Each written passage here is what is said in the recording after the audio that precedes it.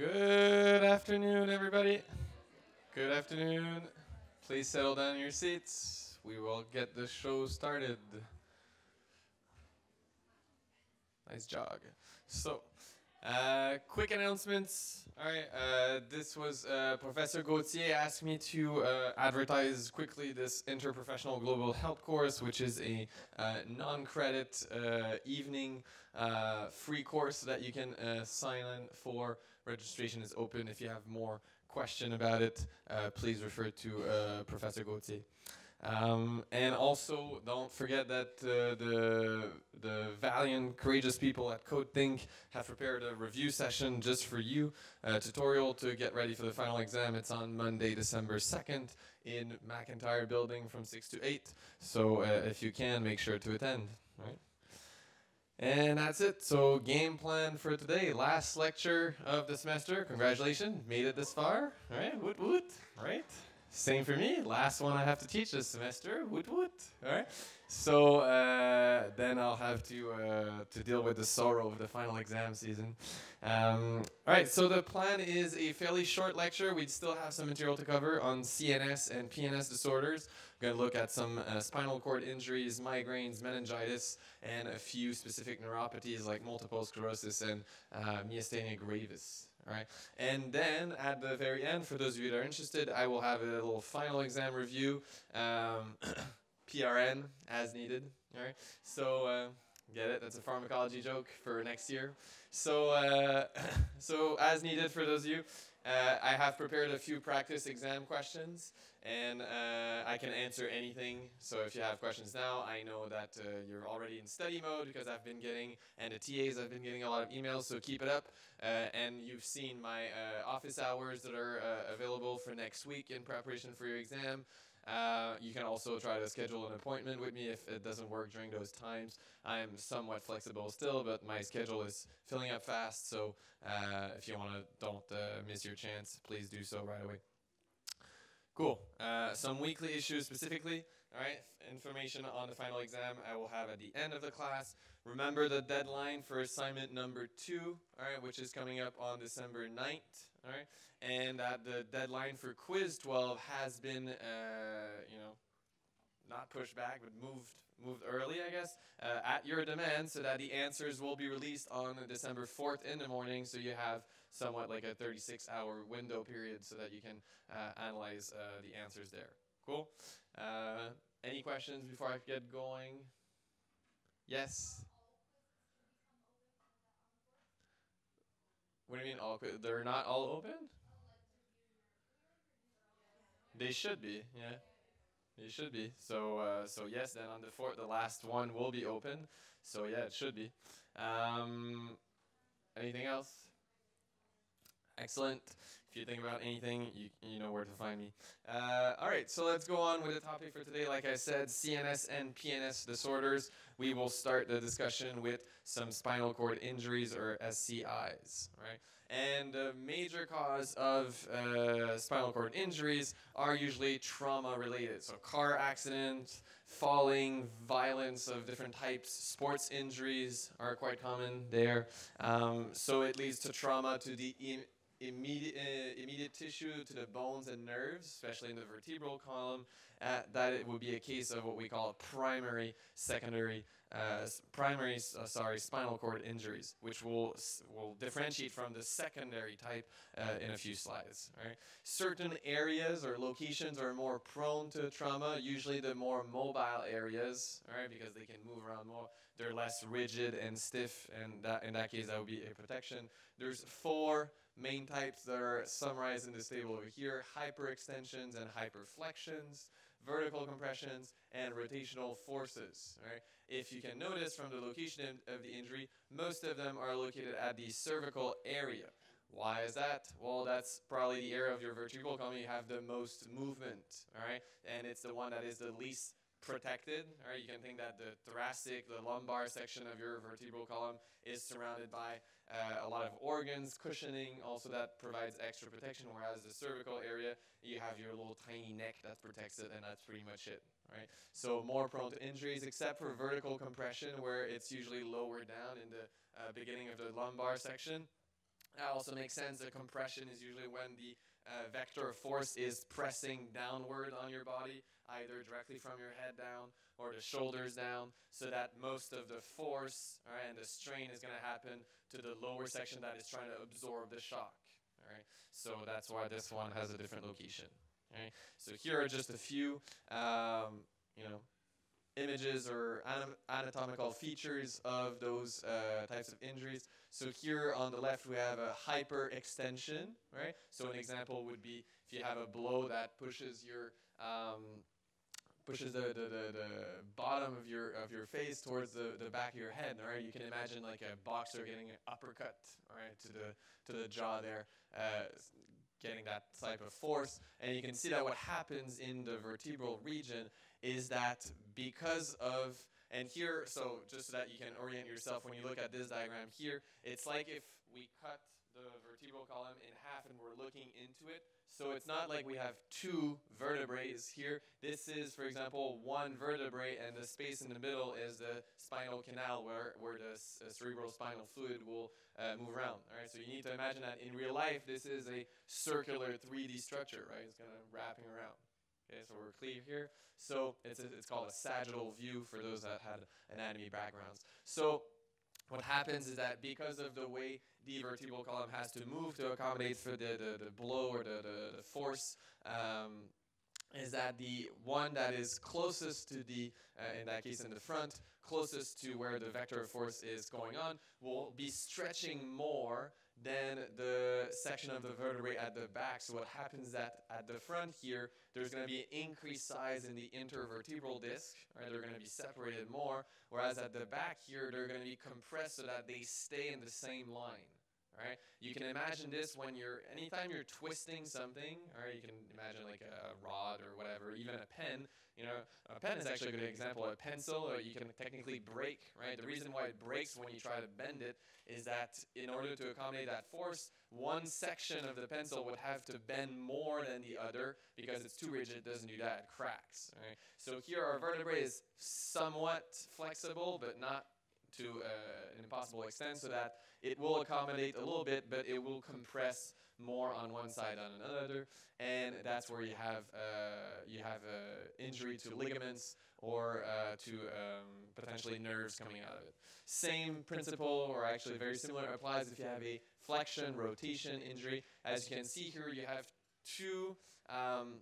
It's like you have forces pushing the vertebral column to rotate into two opposite directions, right, at the same time. So what happens is that because the vertebrae doesn't know which way to move, all right, the energy will be concentrated in the middle, usually at the forefront of the vertebrae, and that will lead to a tear, right? So you can see it here like sharing a piece of paper, right? You make it flex in two different directions, so that's why the piece of paper will rip. All right, so same thing happens to your vertebral column here.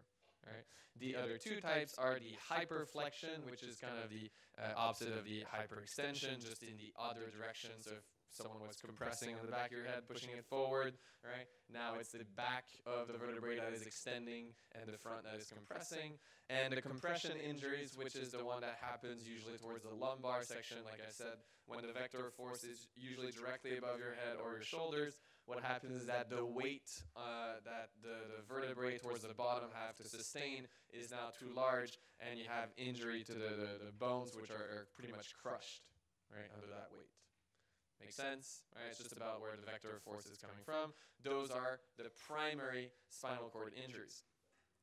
So because they're mostly trauma related, there's not much pathophys beyond just it's a force that's applied and we just can't resist to it completely. Secondary SCIs are a bit more interesting in the sense that there's usually a pathophysiological cascade following a primary injury. That's when we have our fun players that we bring up from time to time, like the inflammatory response, oxidative stress, edema, excitotoxicity, decreased amounts of oxygen. So that's what's going to happen here. Right? So it doesn't really matter. The secondary SCIs can happen after a primary. So you could have a trauma that leads to a first injury, and then the inflammation response to that first injury incurs further damage to that region, so that you'd have a primary injury and then a second injury that gets larger, right? So that can happen. Or the SCI could happen immediately as a secondary form, meaning that there's an inappropriate inflammatory response in that region, causing damage, wreaking havoc in the area, and then you would have a spinal cord injury without necessarily a big trauma in the region. All right, so that can still happen. So it doesn't really matter what the primary cause was here. What matters is that there was damage to the tissue in that region because of inappropriate inflammatory response, like I mentioned, that leads to oxidative stress, excitotoxicity, changes in the metabolism, amounts of oxygen, all of that leading to apoptosis and necrosis of some of the neural tissues. All right, it can lead to microscopic hemorrhages around the level of the injury particularly, and that will lead to a change, or at least an attempt to adaptation from the cells in that area. So the neuroglial cells, which are the support cells that are not neurons, but in the CNS, scarring of the spinal cord to try to limit the amount of injuries going there. You know that in scarring, you get replacement of certain cells with the boring fibroblasts, right? That don't do much, but they just protect the rest of the cells. Thickening of the meninges to try to have extra protection here too could happen. Right? And of course, the symptoms or the motor or sensory limitations related to those injuries will depend greatly on where exactly it is in the spinal cord. So to give you a good example, if you have compression of the cord, you can have temporary loss of certain functions depending on what was traveling through there. And if it's happening in the C3 to C5 region, so cervical 3 to 5 approximately, that's where the phrenic nerve, right, which is controlling the contraction of the diaphragm, is coming out of the spinal cord to go down towards the muscle. If you have compression in that area, this could be life-threatening, because then the signal for contraction of the diaphragm could be lost either partially or completely, which would prevent this individual from having a normal breathing pattern, right? So you can see that even if the injury is exactly the same, if it's happening in C3, C5, it's much more life-threatening than if it was happening, let's say, between T6 and T8, right? For the exact same severity of the injury at the area, it's just the overall consequences that would be much more dramatic at that location, right? So they're not all equal. It depends a lot from where it's happening. So far, so good? Care's just so focused today. That's great. So some clinical manifestations that are quite common, regardless of where. I'll point out if there's a few specific locations, but spinal shock, which is abnormal sympathetic reflex activity at the level of injury or below. All right. For example, loss of bladder or rectal reflexes, decrease in thermal regulation, decrease in blood pressure regulation. All right. Always at the level of the injury and below. Why is that? It's because the information travels from the brain downwards, right? So wherever the injury is, the information is not going to go further than where the spinal cord injury happened, right? So everything above is usually fine, right? Neurogenic shock is when you have loss of upper sympathetic signaling. That happens when the injury is usually at the level of the cervical or upper thoracic levels. So vasodilation, bradycardia, leading to decreased blood pressure and body temperature are quite common in that case. In order to get loss of limbs, all right, so when we talk about quadriplegia or paraplegia, all right, that means losing control of and sensation most of the time of your lower limbs in the case of paraplegia, and all four limbs in the case of quadriplegia. So for quadriplegia to happen, to lose the sensation and motor control of the arms, the injury needs to be above C6, right? Because it's at the level of C6 that the spinal nerves will go out to the arms to innervate them. So if it's above that, then you lose all four limbs, right? It's going to be permanent if the cord is transected, of course, because there's not enough repatching. It's going to be transient, meaning only for a certain period of time if it was a compression, meaning that if we could relieve some amount of compression, or if we could remove the edema in cases of contusions, restore the amounts of oxygen in the case of ischemia, then the sensation control could return, right? So that would be transient. And if you do have return of neural excitability, it could lead to a case of what we call autonomic hyperreflexia, or ANS hyperreflexia, which I will discuss right now. So ANS hyperreflexia or autonomic hyperreflexia is one specific case where because of the injury to the spinal cord, it's like if there was a disconnect between the two parts of your body as a whole. By the two parts here, I mean the areas of your body above the lesions and the areas of your body below the lesions. Right? They kind of become disconnected because their main information circuit, which was the spinal cord, right, is compromised. So here on the left, we have what is a normal reflex example. So when there's things happening in the lower areas, like in the bowel, bladder, abdomen, let's say there was distension, etc., because your bladder is full, you need to go to the bathroom, right? The information is going to be sent to your brain, you're going to have a reflex loop, etc., etc. So this is a healthy, just the comparison group. So we're more interested in this case on the part to the right, where you have the abnormal hyperreflexia. It happens when the injury is at the level of T5, T6, or above. It has to be so that it creates almost like a half-half discrepancy. If the injury is much higher, let's say in the cervical, well, pretty much everything is below the injury, so there's not really like a us versus them type situation, two teams, right? So everybody would be in the same team below the lesion. If it's too low, like in the lumbar area, well, then everybody would be in the above the lesion team, all right? So this reflex happens mostly when the team is 50-50, right? Half of the body is below the lesion and or above. So it's usually, in that area, a little bit above could work also. So what happens is that you get the same situation. You get distension, let's say in your bladder, abdomen, or you get pain receptors in the lower area that is being activated. And normally the information would go upwards towards the brain to inform us of what's going on, but because of the lesion, it blocks, right? So the information doesn't travel upwards. But there's reflex loops that go on to the sides. Those still happen because they were able to reach those heights, right? So it will go to the sides and cause vasospasms, pallor of skin, hypertension, right? There's going to be the reflex, for example, if you had an injury, the reflex vasoconstriction to minimize the outflow of fluid and blood, right? So that's still going to happen, right? But the thing is that your brain is not aware of it. So imagine if you had vasoconstriction and an increase in blood pressure in your body, but your brain doesn't know what's going on. Okay, so that's what's going on. It's if the cells in your body are starting to act without knowing that the brain is unconscious of the situation.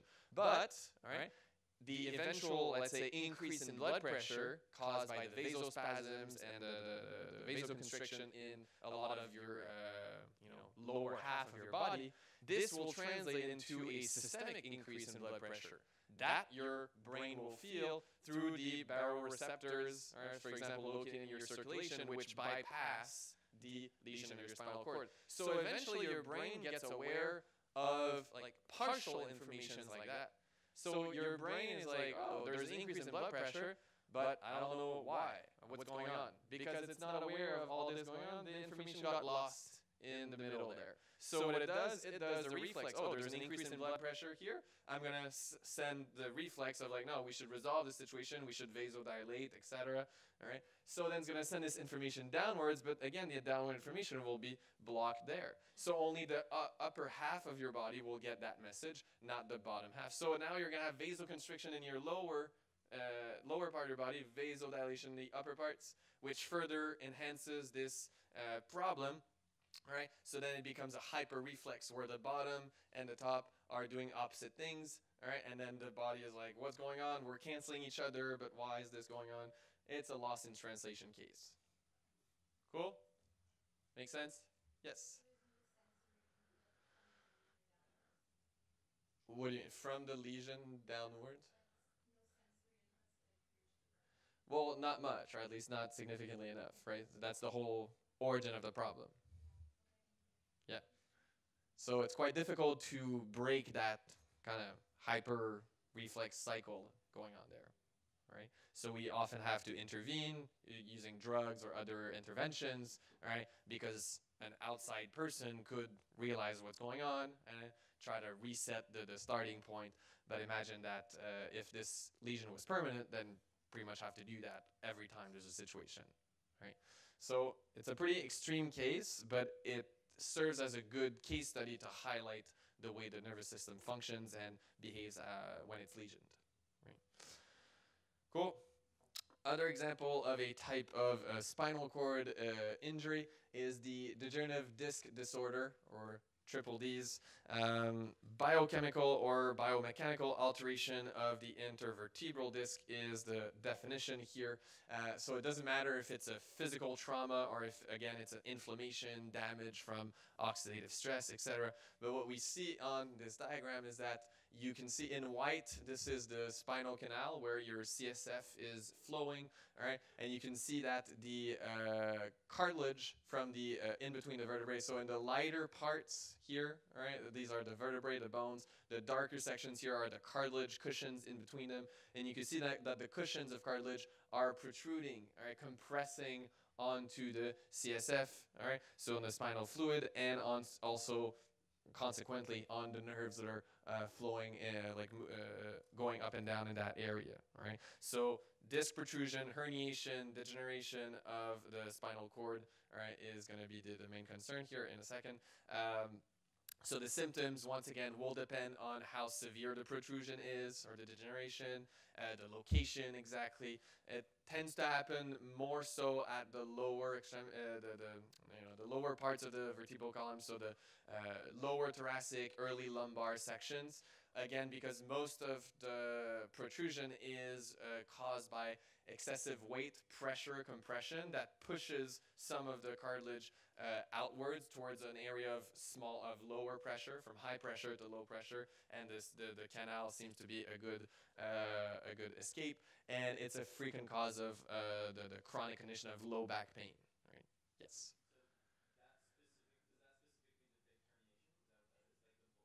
Yeah, well, the bulges are a form of herniation, yes. So any protrusion, anytime there's tissue that moves to an area where it's not really supposed to be, that's a case of herniation, yeah.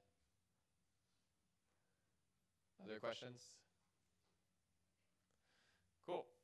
So that's usually the leeway into low back pain, right? Which is a chronic condition, all right, in pretty much all cases.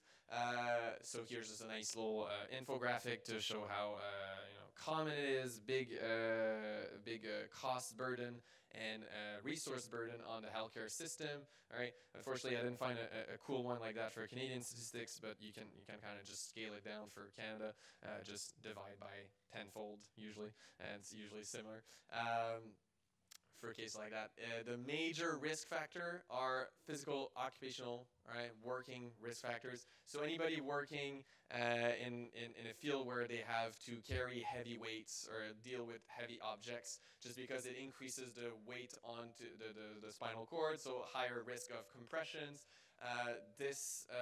So remember, the onset of the disc damage can also be, it's very frequently progressive, gradual. All right, so it's not necessarily that a person will carry a heavy load and then they try to be cocky or whatever, impress somebody, and then try to lift something that they're not strong enough for. It's also, and much more frequently, just day in, day out, all right, 5 days a week, all right, 8 hours a week or so, carrying heavy loads. You can imagine over a 20, 25-year career, all right, small micro damages accumulate over time, and then towards the early ages, especially as our body just gets weaker as we age, well, the increased risk of injury is the risk just keeps increasing, right? So it's so that a bigger percentage of people will get that disease. Right, a disease-like condition, I should say. Right, so there's a nice drawing animation here to those videos where you just see a hand doing drawings and then there's talk over. All right, so you can listen to this during your study. That kind of summarizes the situation for low back pain. But for our purposes here, what's the pathophys and manifestation of the condition?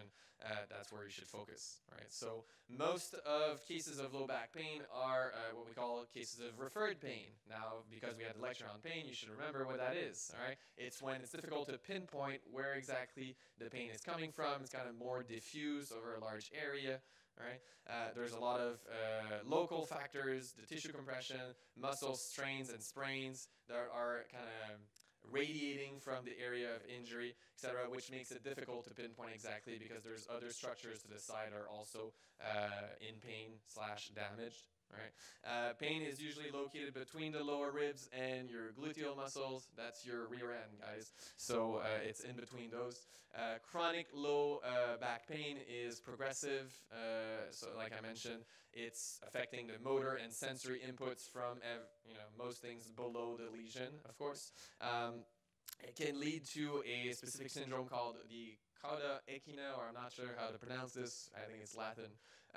That basically is bladder and bowel incontinence, because the bladder and the bowel are sitting lower to that region usually, so that the individual might not notice or receive the signals when the bladder or the bowel is distended and it's time to go to the bathroom, so that it might happen just on its own after a while, so that's a difficult thing to manage. It can lead to spinal cord infections because of the constant inflammation going on. There's damage and the loss of integrity of some of the structures, so that it's easier for some pathogens to infiltrate. And one thing that is often disregarded in those chronic painful conditions, right, is that it leads to a significant psychological component, right? There's a lot of irritability, anger, personality changes, mood disorders in patients with those conditions because of the constant nagging of that little pain. It's not enough so that they're screaming, right, like somebody who was on opioid medications for pain, and now the opioid drops down and like they're intense levels of pain, right? It's it's like if you lived day in, day out with like a 7 out of 10 level of pain, right? You're not screaming out the top of your lungs, but it's just uncomfortable all the time, all right? So just that can make you go to the edge, right, where you're just, everything is just the extra droplet that makes the bottle overflow. At least that's a French expression. I don't know if it works in English, but la goutte fait déborder le vase. What's that in English? Can you? No? There's not one like that? The straw that broke the camel back? Ah, that's good. Anyway, so this is like the tiny little thing that just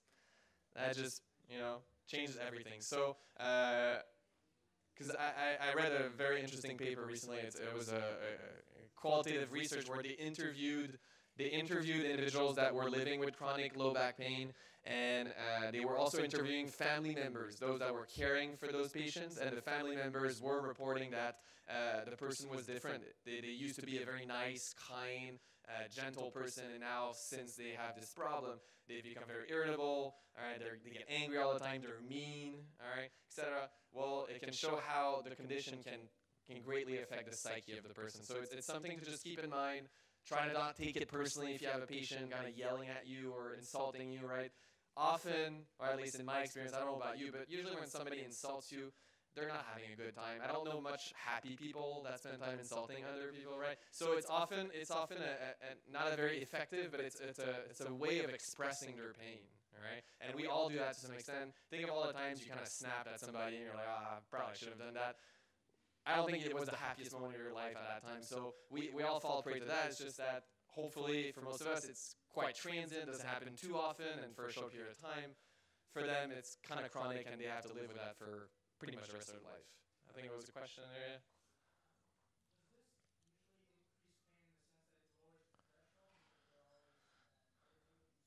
You mean pain everywhere, or?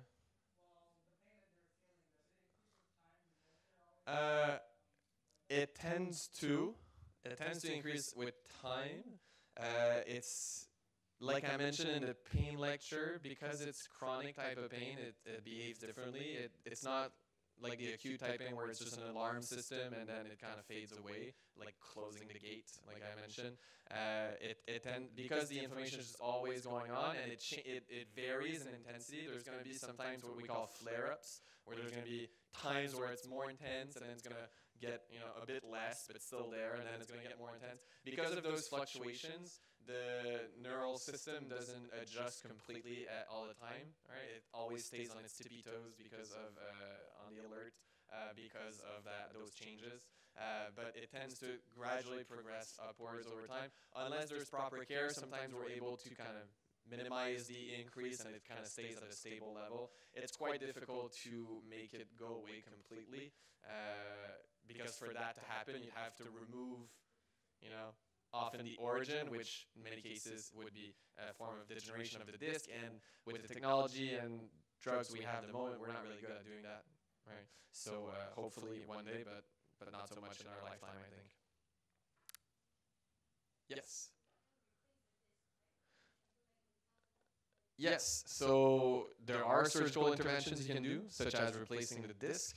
That's going to be done usually when it's quite severe. And even then, you might still get some form of low back pain because you have a foreign body that's there. You have all the surgical complications, right, that can arise. So it's going to be done in extreme cases because of the risks involved with surgery. So of course, it's always an option. But it's whenever you do an intervention, and I'll mention that, I'm probably going to get annoying by the end of the pharmacology series, but it's always about a risk-benefit ratio whenever we intervene on, or we give drugs or medications or we do an intervention.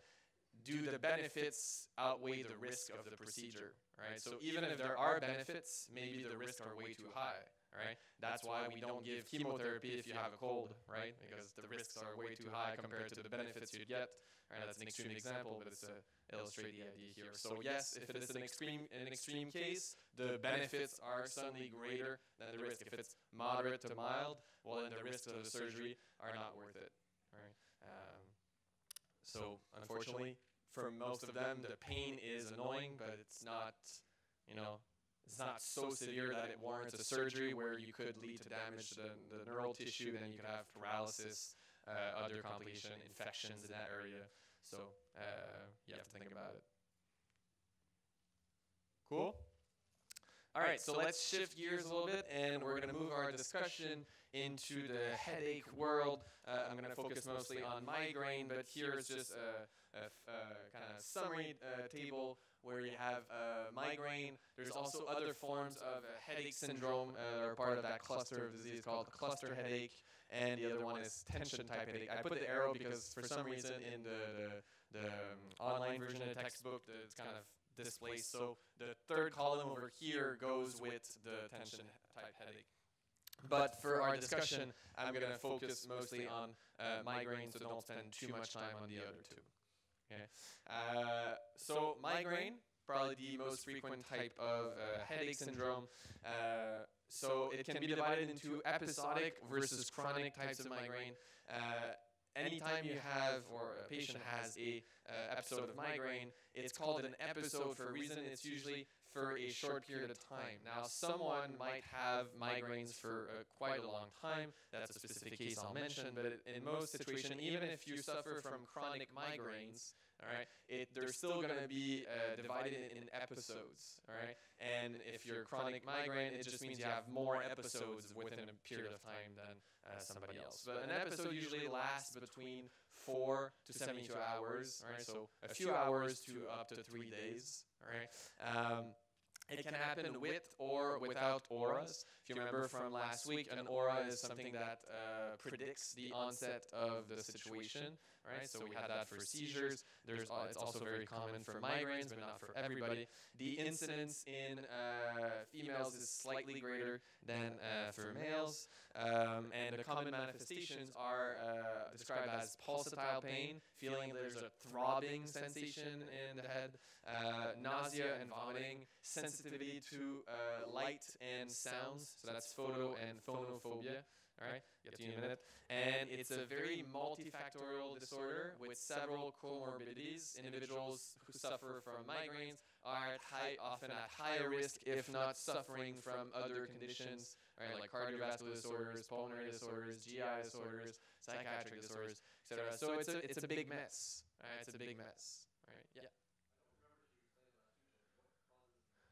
So in the case, often, and I'll go a little bit into it here, but often it's because of a change in the electrical activity in the brain in a certain region, often due to overexcitation, hyperactivity of a certain brain region. So that stimulates a form of like whatever feeling, whether it's like hearing a sound or a ringing sensation or changes in the visual system, which will be the common example for migraine. So there's extra activity in certain regions of the brain. So that's usually the aura. Yeah. But what we have difficulty explaining at least still to this day, or maybe we found something, but I'm just not aware of it yet. But last time I checked, we don't really understand why some people do have it and why others don't. Right? But both cases are frequent. It's almost like I wouldn't say it's necessarily 50-50, but it's like, 40-60 type thing. So there's enough cases in both categories so that we don't know exactly why there's people that fall in one and not the other. Yes? Oh, yeah, or vice versa. So yeah, I know it just points one arrow because we're taking the perspective of migraine here, but it can go both ways. All right, but it's you can think that a lot of those conditions can also lead to others. So the likelihood of like specifically getting migraine if you have, let's say, GI disorders are quite low. It's more that if you have migraine, then those other conditions are usually more common than migraine itself. Right? So there's more chance of that. I saw that coming. But it's just that often we take that perspective because migraine is not as, I want to be careful because it is quite debilitating for some people, but it wouldn't be as life-threatening as some of the other conditions here if it was left untreated, for example. Like it's mostly, it makes me think a lot about the chronic low back pain, where it's not life-threatening, it's just a big annoyance, and it has an impact on a day-to-day quality of life, but you're not usually scared for your life, whereas those other conditions, if you left them untreated, then you would. So they're taken quite more seriously sometimes. Yes? No, okay. So as I was speaking, so this is a common example of migraine with aura.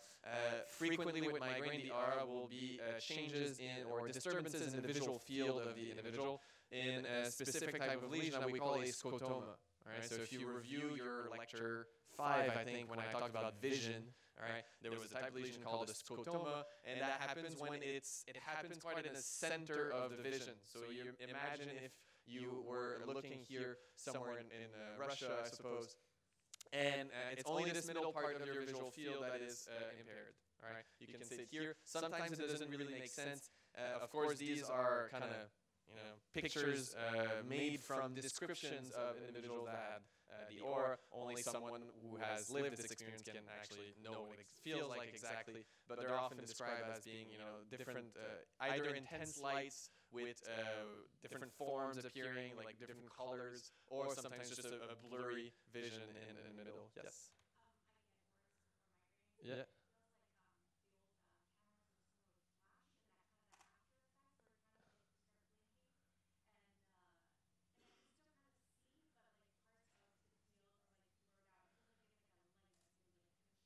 Shining there. Interesting. I saw a few heads nodding there, so I guess you're not alone there. That's quite interesting. And how, just curiosity, how long, like between the aura and the migraine for you? Good. Well, that's pretty much the average there. So usually half an hour. Yeah. Instantaneous. There's that too. Oh, that's interesting. So we have good sample of cases here. So I guess this part is quite interesting for you too. All right, just so that we don't get too off track. So quickly, the difference between episodic migraines and chronic migraines, it's a pretty, makes me think of like those DSM for psychiatric disorders, the definition where it's pretty clear cut, like you need to have that many symptoms in that many days, and I'm always like, what if you have one less symptoms but 5 more days? Like, I feel like you always play there, but I also understand where you kind of sometimes have to draw a line in the sand, right? But for migraine, it's usually 15 days of migraine per month, so let's say every other day, or 3+ months of episodic migraines. Then you would fall in the category of chronic migraines. Everything short of that, all right? So if you have 14 days of migraines in over 2 months, then you're not chronic, all right? You're just episodic, so whatever. It's just a way of classifying them. Okay. So looking at the pathophys of the migraine, we don't know everything because the brain is super complex, so it is still a mystery, but we do know some things, and that's what I'll try to point out, right? We do know that there is the trigeminal nerve, which is cranial nerve number 5, excellent. All right, which is in some way, shape, or form involved in the pathophys. And we know that there's a initial hyperactivity of some cortical regions, so regions of your brain are hyperactive, followed by a depression. All right. So often it's depicted as the increased activity, a little bit like how makes me think of like how the patients afflicted by seizures get a lot of muscle activity and then they get tired afterwards because they've depleted all their energy. Well, that's a little bit what happens here. You can see it in the diagram where this region of the brain, it often starts in the occipital lobe, which explains why the auras tend to be visual related, right? And it tends to spread, right? It's called a cortical spreading depression, where there's a hyper activity in that region, and it's going to kind of spread forward in the brain, activating a lot of the neurons there. But then because of the excessive activity, the energy or depletion of ATP, oxygen, the ions, the sodium, potassium that has been shifted, necessary for the propagation of action potential, all right? Because everything is being used up, it's almost like if your brain was living on credits, all right? Like you shouldn't do on Black Friday today, don't spend the money you don't have, right? So that's what the brain was doing here. So at the end, you're left off with, oh shoot, now I'm like left with a depth of, I need to replace everything, all right, clean the mess. And it's during that depression that some problems arise. There's also a lot of vasomotor activity, so changes in the dilation, constriction of blood vessels, and that could explain the throbbing pain sensation where it's pulsatile, you kind of feel the blood flow almost, right? Because of the fact that the cranial cavity is a pretty small space and everything is cramped. So if there's too much changes there, it's felt a lot more than other places. Okay, so we know that at least. So there tends to be a progression in different phases. There's usually a premonitory phase where it's the auras, if you do have them. All right. So symptoms can start sometimes a few hours before the aura and the onset of the headache, such as neck pain and yawning are other types of semi-auras for other individuals. For migraines with aura, the average, right, or at least from some surveys, is usually 1 hour, but it can range from immediate to, in some cases, almost a day. The aura was sometimes a day before the migraine. So there's quite a wide range, but for most, it's clustered around 1 hour, where you get this effect. So you get the hyperactivation of the occipital lobe that spreads forward, right? So that would lead to the visual symptoms. Then for the headaches, all right, so for the pain, we have several proposed mechanisms that I'll discuss on the next slide. And then finally, you get a recovery phase that takes a few hours after the storm has passed, right? So for the proposed headache mechanisms, again, these are proposed, meaning we have some evidence supporting them, but not one clear winner, right? So because we can't explain everything. I've put them in kind of order of how accepted they are, or how much data we have to back them up. All right. So the number one is the hypothesis most widely accepted at the moment, which would be that throughout this wave, this storm of hyperactivation and cortical depression, there would be excessive activation of the trigeminal nerve. All right. And activation of the trigeminal nerve would lead to release of many vasoactive peptides. Here we're talking like histamine, norepinephrine, things that can act on the diameter of the blood vessels, and also certain inflammatory mediators, specifically this molecule called CGRP, all right, tends to have its levels, its concentrations go up during episodes of migraines, right? So we know that as well. And all of that together would lead to activation of cerebral blood vessel nociceptors. So the nociceptors are pain receptors located on the blood vessels, usually in this case, and that would explain the pain related to the head area. Other proposed mechanisms include abnormal processing of trigeminal pain afferent signals at the thalamus and the primary sensory cortex, where it wouldn't be necessarily an increased amount of activity, but it would be a perceived increase. Like if the brain wasn't translating the action potentials properly, right? So it's kind of overreacting to a regular amount of information. There's also a hypothesis that it's a case of central sensitization of the thalamus. If you remember the case of allodynia, which is when you feel pain to something that is usually harmless, All right, so it could be that suddenly your thalamus becomes super sensitive to things that are not supposed to be painful, such as receiving photons of light, hearing sounds. Right, for most of us, we can agree it's not a painful experience at all times, at least. And fourth hypothesis would be dilation of the carotid arteries and some of the terminal branches. This one is trying to explain more so the pulsatile pain, the throbbing types of headaches. Right, so still have some work to do. All right, but the first one is also like the most widely accepted at the moment, particularly because the drugs we have, or at least the medication we can use to try to alleviate the migraines, are tackling most of the issues there, and they seem to be somewhat effective. So even if it's not completely right, it's at least partially right. Right? So we're probably missing some part of the story, but we have, let's say, the beginning or something. Right? Questions? Yes. So that part would have to do most likely with the levels of serotonin that are also affected. So I'm not discussing it here because I'll focus on that again in pharmacology. But amongst the vasoactive peptides and inflammatory mediators, there's usually a drop in serotonin levels, which are pretty important at controlling the activity of the trigeminal nerve.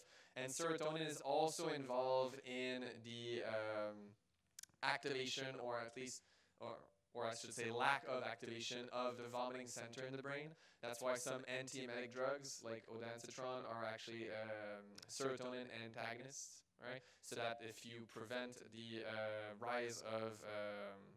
preventing the excessive activity of serotonin, usually you prevent nausea. In this case of migraine, there's more activity in that vomiting center region due to the changes in serotonin levels. So that's probably it. All right, but again, we don't know everything. Good. And here's just a quick slide to try. Also, there's a hypothesis trying to explain why there's a higher incidence of migraines in females versus males. So to try to explain the sex difference. And of course, always the first hypothesis whenever we try to explain sex-related, we look at hormones, right? So increased estrogen levels seem to be somewhat related to incidence of headaches. All right, so there's times during where the levels of estrogen are not the same at all times. So in women during ovulation, because there's more fluctuation in the levels of estrogen, whereas it's much more stable in males. So that was one of the hypotheses here. And you have papers that have found data like this that can somewhat support it, where you can see that the difference between men and women, all right, is usually much greater at during adulthood.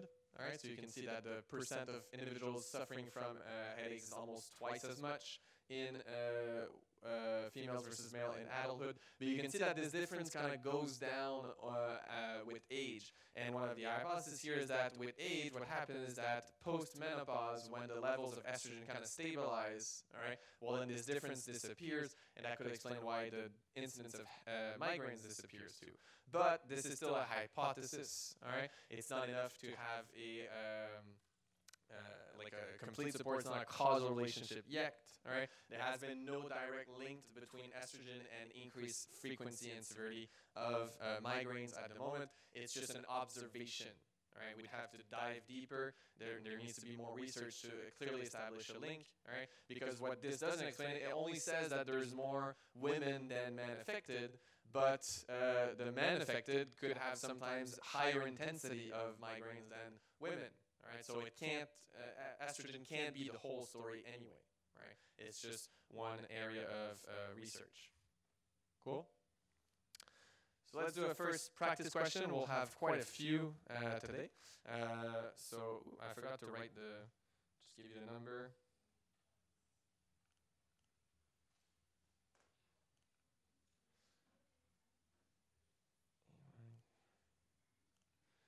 I'll write it on the slide directly so it's going to be easier.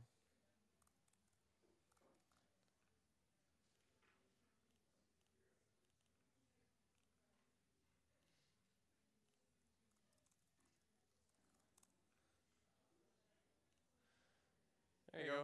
So the ID session is over here, 818-618. a whack at it.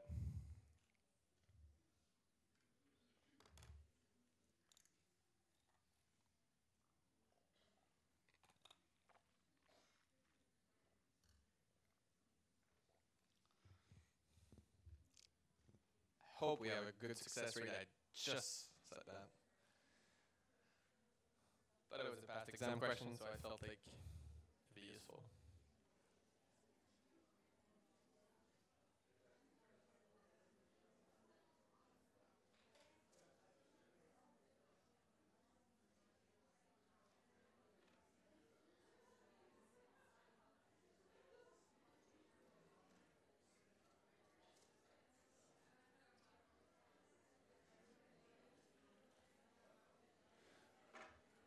All right, 20 seconds.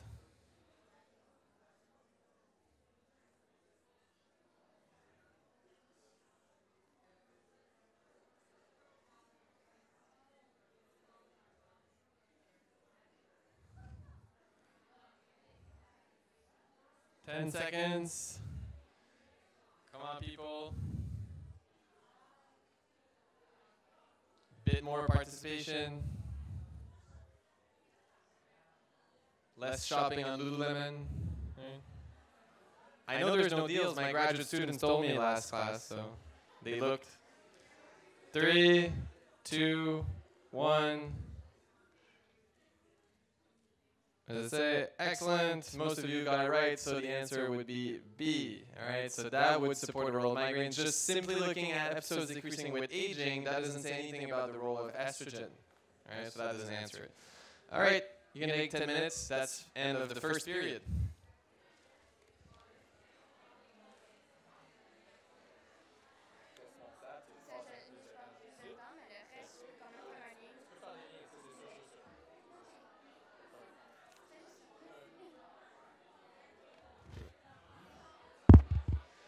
Okay, people, we will start the second period.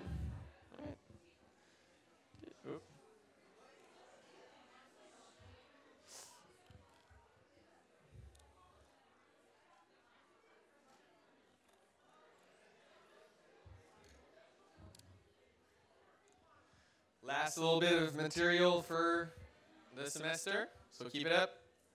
So I'll start quickly with a discussion on some CNS inflammation and infections. So I'll look mostly at meningitis, but also quickly at abscesses and encephalitis. All right. So of course, just like any type of inflammation, it's not because it's in the brain that it's that much different at the core. All right. So you get inflammation, tissue damage. It's just that here, because it's damaging neural tissues, it might have some more widespread effects on the central nervous system in itself, and also for other systems in the body, right? So most of the mechanism of CNS inflammation and infections will involve both neurons and glial cells, so the support cells. Whenever you have pathogen infiltrating the CNS, most of those pathogens that are capable of doing that can secrete neurotoxins. All right, so proteins are harmful to the neurons and other cells. You get obstruction of the CSF flow, which we know that can lead to hydrocephalus, right, from last week. Because of the inflammation going on, the pathogens will multiply, right, like any infection, so that they might clog or at least increase the amount of material in the area.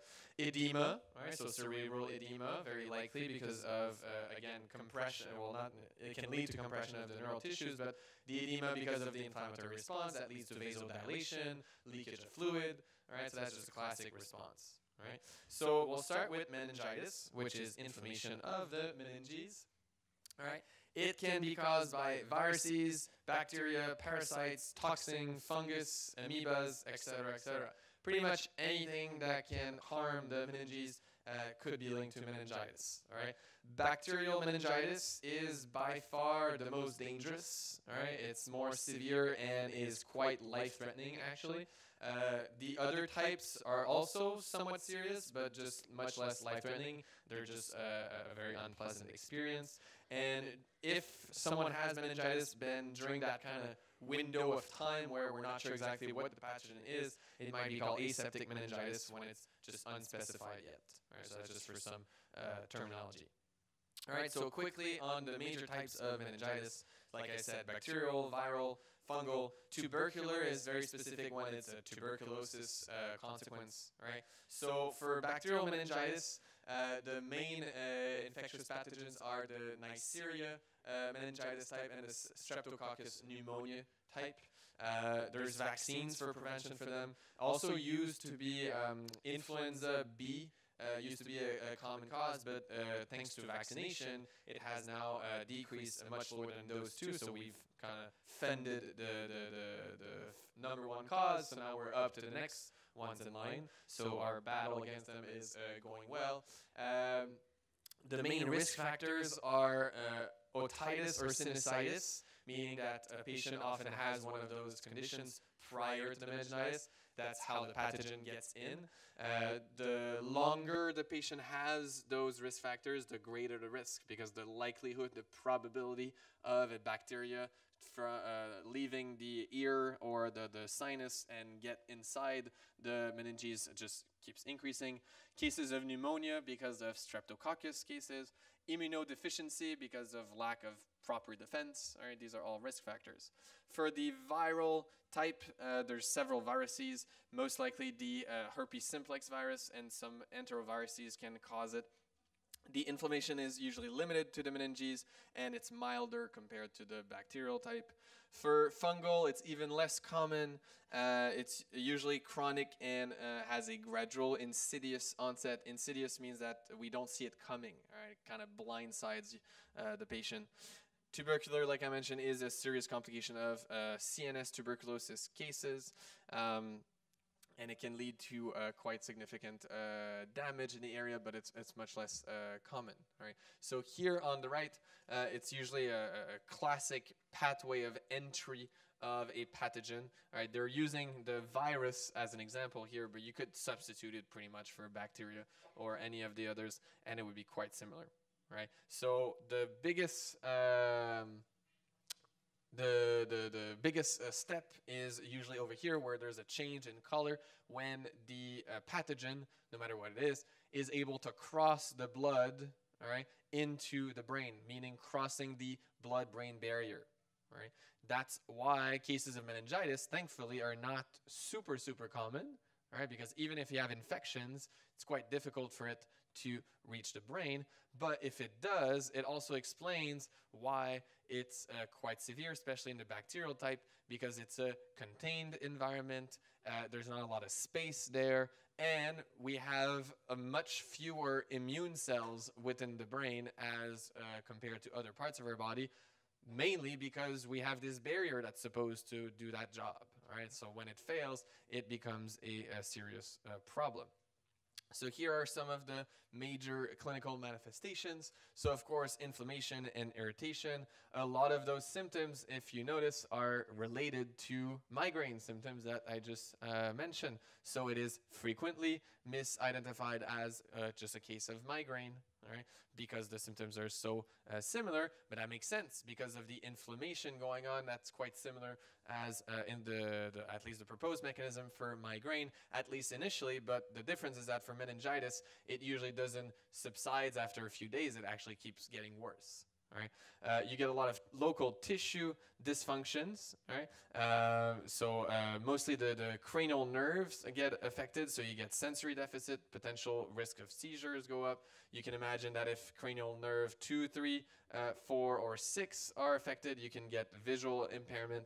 For cranial nerve number 5, you get photophobia. All right, so that's the trigeminal nerve, like we mentioned for migraines. For number 7, it's facial paresis. All right, so some paralysis of the face. And now I just noticed there's a typo here. It should say cranial nerve 8.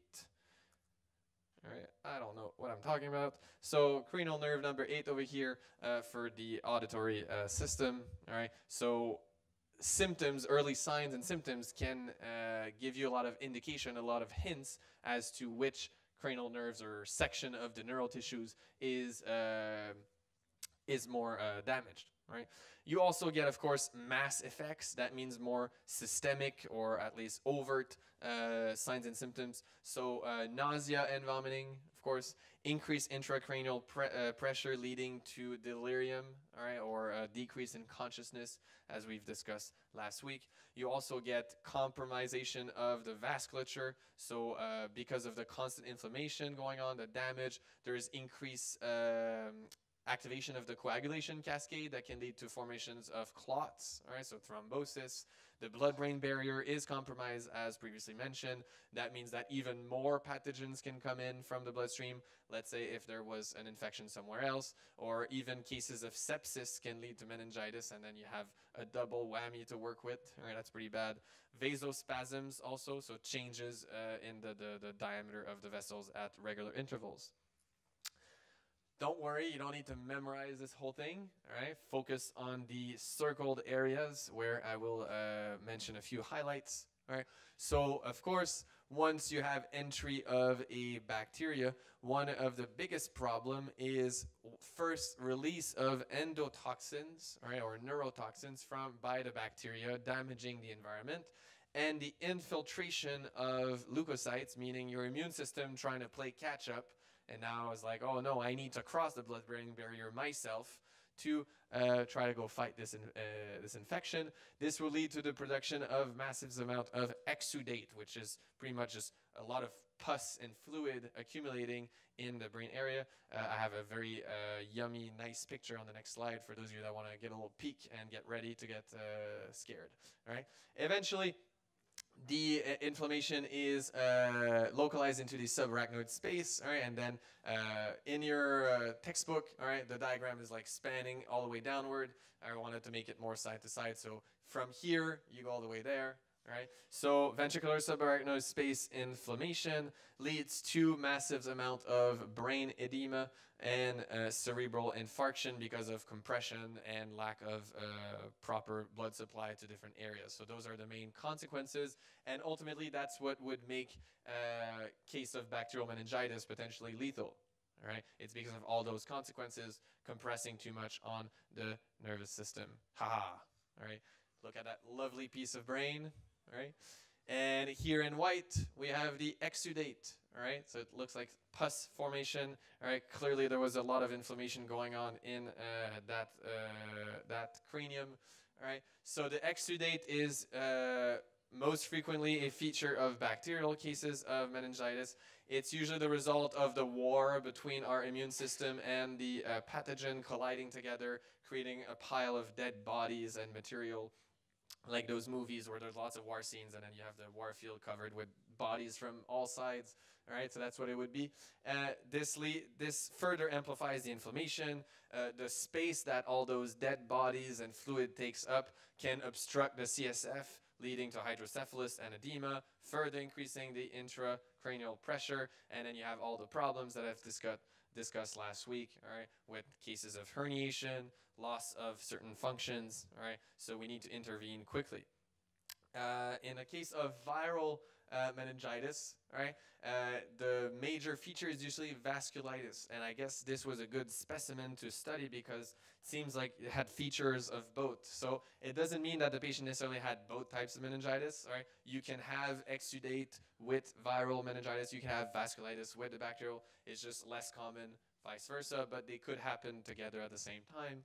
All right. So vasculitis is when you have inflammation of the blood vessels more specifically. As you can see here, they look fat and juicy. All right. So clearly highlight why you don't like my choice of words here. So hopefully you don't see something like that too much in your career, but it's just to highlight the involvement of the blood vessel, and clearly regions of the brain will not get proper supply here. Even if they look much bigger, you might think, well, oh, it's going to get more blood and more oxygen, right? Well, definitely not. It means a lot of it, because the blood vessel is so distended, most of that fluid will just leak out, right, and then start compressing. So even if the neurons can get a hold of oxygen, they're busy trying to resist all this compression, right, and not be too damaged. It also increases the permeability of the blood-brain barrier, because the blood-brain barrier involves the blood vessels. So if they get bigger, larger, the pores in between them get larger, even more toxins or other pathogens can come in. Greatly increases the risk of a secondary infection, right? So sometimes the biggest concern with a viral case of meningitis is that it could lead to a secondary bacterial meningitis, because now it's easier for a bacteria in their body to get inside the brain following the viral case, right? And I don't have a picture for this one, unfortunately, but for fungal meningitis, formation of tubercles, if you remember from tuberculosis, kind of granules, kind of circle-like section where the immune system is able to contain the pathogen, forms. And unfortunately, because it's forming in the neural tissue area where there's a lot of cranial nerve compressions, that's the biggest feature for fungal cases. Questions on meningitis? Yes.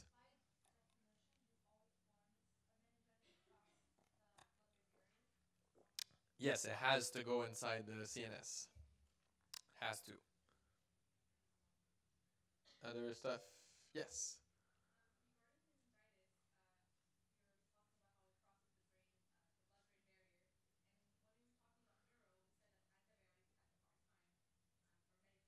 Yes. Exactly. So very good link. I will, yes, yes. I will mention that, of course, more when we talk about drugs in pharmacology next year. So talking about antibiotics, we do treat it with antibiotics. The main treatments for meningitis, really quickly, and that's not going to be an exam, are third generation cephalosporins. All right. For some reason that I'll explain again in pharmacology, they have an easier time crossing the blood-brain barrier versus other antibiotics. So we're going to use them. All right.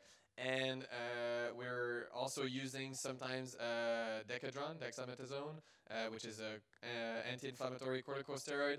And now you might think, well, why do we want to use an anti-inflammatory if our immune system is fighting this? It has to do with controlling the excessive amounts of inflammation going on there. It works best for streptococcus cases. But again, this is beyond the scope of this class. More on this later. Right? But yes, it is treated like that. The earlier you start the treatment, the better it is. So that's why even if you don't know which pathogen it is, they might start the patient on antibiotics anyway, just in case, until they figure out which one it is. All right? And then they'll do a specified treatment. Because time is of the essence. I think the risk of mortality increases by 20% every hour you don't treat, something like that. So it gets pretty high quickly. For brain abscess, here the case of abscess is usually when you have a part of the neural tissue that after being damaged dies and then is taking out or like liquefies. If you remember from the very first lecture, I talked about different types of necrosis, one of which was liquefactive necrosis that happens in the brain. So when a part of neural tissue dies, it kind of liquefies, becomes liquid, and then washes away, leaving a space, right? Literally an empty space, looks like a capsule here. That's what an abscess is, right? And it happens most likely when there's localized pus accumulation following an infection. Being immunocompromised or a loss of integrity of the blood-brain barrier is always a problem. So when you look at the pathophys, right, you need a pathogen to enter, right, either via the vasculature, could be an extension of a form of osteomyelitis, which is one of the pathologies of your MSK lecture. Obviously, the closer the bone is to the brain, the higher the risk. And there's usually a kind of 4-stage development of the abscess. That's the main focus here, where in the first few days you get localized inflammation, all right, classic neutrophils, macrophage surrounding the pathogen, all right, leading to a coagulative necrosis core and cerebral edema in the area. So that's the initial response, trying to get rid of the pathogen. After a few days, all right, when it's called late cerebritis, meaning late inflammation of the cerebrum, which is your brain, the immune system, or at least the neural tissue, realizes that there's going to be a lot of collateral damage from the fight going on there. So it decides to try to protect the neighboring tissue, and at the expense of sacrificing the tissues that are within the war zone. All right, a little bit like amputation, trying to save the rest of the body. All right, you need to let go of something. All right, I know it's a pretty morbid comparison, but that's literally what's going on. All right, so the macrophage and the fibroblast, here again the boring fibroblast that will come to the rescue. All right, will start forming a capsule, trying to just surround the kind of playing field or war zone, like I call it. All right, of the necrotic core. So that would lead to the next stage, which is early capsule formation. Well, where you will have the necrotic center, right? And on the outside, you have the fibroblasts, which are more resistant, so they can sustain more of the reactive oxygen species, the inflammatory peptides that are being released to try to kill the bacteria or the virus, whatever pathogen it is. And around it, the fibroblast creates kind of a delimitation, marking the limits of the field. And then around the fibroblast, there will be accumulation of collagen, right, to try to make it more solid, bigger distinction, all right, so that whatever is within the capsule will die. All right, for sure. It's kind of like a kamikaze attack. So whatever tissue that was still healthy within the capsule will eventually be degraded. It allows our immune system to pretty much go all out and nuke, all right, the pathogen there to make sure we win, all right, killing everything in its path, all right. But it's going to protect the rest of the tissue around, all right. And then you get a late capsule formation, all right, dense capsule. So now it's really solid. Nothing comes out of this necrotic core until everything is over. It also is a good way of containing the pathogen, so that even if the pathogen was to win, it wouldn't really go anywhere else. It would kind of suffocate in there and eventually die. All right, like putting a dome over it. All right, and the formation of this capsule is quite crucial to limit the spread and the damage to neural tissues, so much that in cases where the capsule doesn't form or doesn't form properly, mortality rises, because then the pathogen can escape and spread and go to other areas. And then if you have to form capsules everywhere, we're just going to lose so much neural tissue that you're going to have a lot of deficits. All right, so this capsule formation is a good adaptation to this problem. All right, so the main clinical manifestations, a lot of the symptoms associated with any infection: fever, exudate, cellular damage, mass symptoms, meaning more overt symptoms like headaches, nausea, vomiting, a decrease in cognitive functions depending on where the abscess was taking form will happen. The fever, headache, and neck stiffness are early manifestations, whereas the cognitive and sensory deficits are usually later manifestation once the neural tissue has died. All right, so those can help keep track of the progression of the disease. Yes.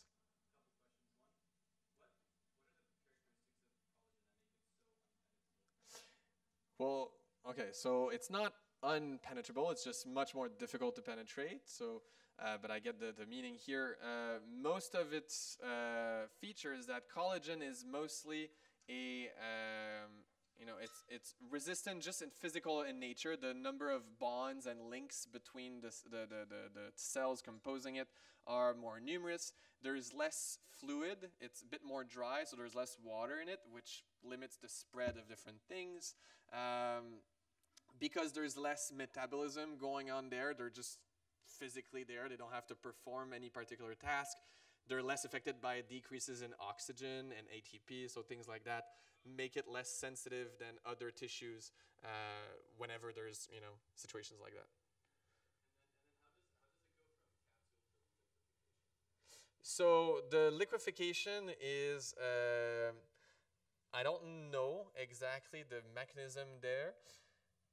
It has to do with the same principle of necrosis that I mentioned earlier that happens quite everywhere happens. Now as to why liquefactive versus other types. In the brain, I think it has to do with the fact that if you were to keep fibroblasts or to have other things replace the whole, all right, it could impede with the transmission of different things and would add to the damage that's already there. So it seems like from adaptation, it's just easier to remove the dead material and to leave it as is. Now, as to how does that happen, that I'm not quite sure, right? But there's no need to fill that space, so it's just not going to do it. Good? Other questions? Good. So last case of inflammation to look at is called encephalitis. So that's when it's inflammation directly of the neural tissue. All right. It's pretty much only cases of viral infections. All right. So mosquito-borne viruses like the West Nile virus or forms of the herpes simplex virus are quite common here. And it tends to be a complication of a systemic viral disease. So it's pretty rare, almost I wouldn't say unheard of. There must have been some cases out there, but it's quite rare if the viral infection starts in the brain. It usually started other places because it's just easier to infect other parts of your body, and then just from the systemic nature of it, eventually got to the brain, leading to inflammation there. So the clear pathophys and manifestations listed here. You'll have viral entry via the bloodstream or peripheral nerves. Encephalitis usually leads to meningitis in all cases. It's like a complication of the encephalitis, so you just have more inflammation. You get widespread neural degeneration, edema, necrosis, increased ICP, herniation, all that cascade I think you're probably annoyed of hearing right now. Ranges between mild infections to life-threatening, depending on how severe the meningitis gets. All right. In severe cases, you get fever, delirium, confusion, all the way progressing to coma. All right. You also get a lot of motor symptoms, all right, because it's affecting the whole cerebrum now, including the premotor cortex. So you'll get seizures if you have excessive activity. You'll get paresis, which is partial paralysis if you get less activity, involuntary movement, or abnormal reflexes, all right, depending again on which neurons are affected. All right, so you get a widespread of potential symptoms. All right, so that was for the inflammation cases. Now we have the central and peripheral neuropathies left to cover. All right, so the first case of central neuropathy we will cover is called multiple sclerosis. You might have heard of it before as MS. All right, so MS is an autoimmune disorder, very important to note. Right, where your own immune system will start attacking the myelin sheath located on neurons of the central nervous system. All right, so that's in a nutshell the main feature of the disease.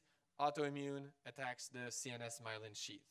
All right, so the bad side is that when your myelin sheath are being attacked, all right, they get degraded gradually. A lot of people were thinking like, oh, okay, that's too bad. The myelin sheaths are helpful to speed up the rate of transmission. So most likely you'll get lesions in the sense that like the information is not going to be traveling as fast. So the person might have some deficits here and there, but it shouldn't be too bad. But the problem is actually way worse because for some reason, when the myelin sheath is destroyed, all right, the neuron dies completely. Right? It's like if the neuron couldn't be naked and then just dies. So if the myelin sheaths are destroyed, the neuron also dies. So you don't just have a decline in the speed of transmission, you get loss of transmission altogether. So eventually it progresses and it leads to formation of plaques. Right? And those plaques are just kind of dead neurons just piling up and being rigid, right? Not participating in the transmission electrical activity of the brain. Right? So ultimately, the deficits become permanent. Right? There is a genetic predisposition or vulnerability amongst individuals for MS. So if you have a family history, you're at higher risk, most likely because our immune system is genetically derived. All right? And if you have autoimmune disorders, well, then the risk that your immune system is going to go fight against yourself is higher if you've inherited a system that did that in other family members. Right? So there is a genetic predisposition, but it often takes a environmental component, meaning you usually get a activating event, it's called, all right, where everything was fine until something happened that triggered an immune response, and then for some reason, that's when your immune system became crazy and started attacking you. right? So autoimmune diseases, that's why they tend to appear at some point in life, because even if your immune system is kind of more at risk of changing teams and fighting you instead, it needs a trigger to do so. It's not just going to randomly do it, or at least it's extremely rare. So what type of events could that be? Often any benign infections could do that, because then it triggers an immune response, and then on the side it starts attacking you. Sometimes it's a trauma injury, right? Again, initiating an inflammatory response, and then it goes haywire from there. And so this first episode, usually when it starts, is called a clinically isolated syndrome, right? Where the neurological dysfunctions are usually lasting for less than a day. And this is confusing, especially in the case of MS, because a lot of patients will feel that kind of weird feeling of like decreased, cognitive functions. They're going to feel slower. They're going to make mistakes, or like they're going to feel like they're losing control over their motor system for a little bit. But then after a day, things tend to come back to normal. So they're like, okay, that was weird, but like I'm fine now, so I'm not going to worry too much about it. But the thing is that, as I'll show, the progression of MS actually happens stepwise, right? Where it's going to be fine for a while, and then it's going to get worse. You're going to get like an attack, a sudden decrease in functions. Then it's going to stabilize for a while. Then it's going to happen again, and so on and so forth. Okay? So this first episode is easier to see in hindsight, right? When it happens on the spot, most people don't want to be like, oh, I got MS now, right? We're pretty good at playing denial and be like, no, I'll be fine. It can't be that. Because the odds are that it's not that. It's still pretty rare, and most people don't get MS, right? So likelihood is that maybe it's just a bad day, right? But often people will remember that, yeah, there was this first event. Okay, so for the pathophys, I already mentioned, it's an autoimmune disorder. You have an initial event that precipitates the onset, and then you get formation of autoreactive B and T cells that attack a myelin antigen. All right, myelin sheath destruction leads to inflammation, decreased neural connectivity, and neurodegeneration. Don't forget that the neurons will die. All right, so the inflammation involves a lot of players, actors, so T cells, macrophage, different types of complements. All right. You have low levels of anti-inflammatory cytokines compared to pro-inflammatory cytokines, so there's an imbalance there.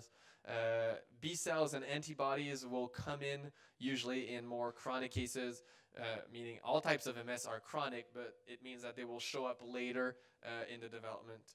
All right, and this leads to ionic disruptions, reactive oxygen species, release of neurotoxins, and ultimately leading to brain atrophy because of loss of neural tissue.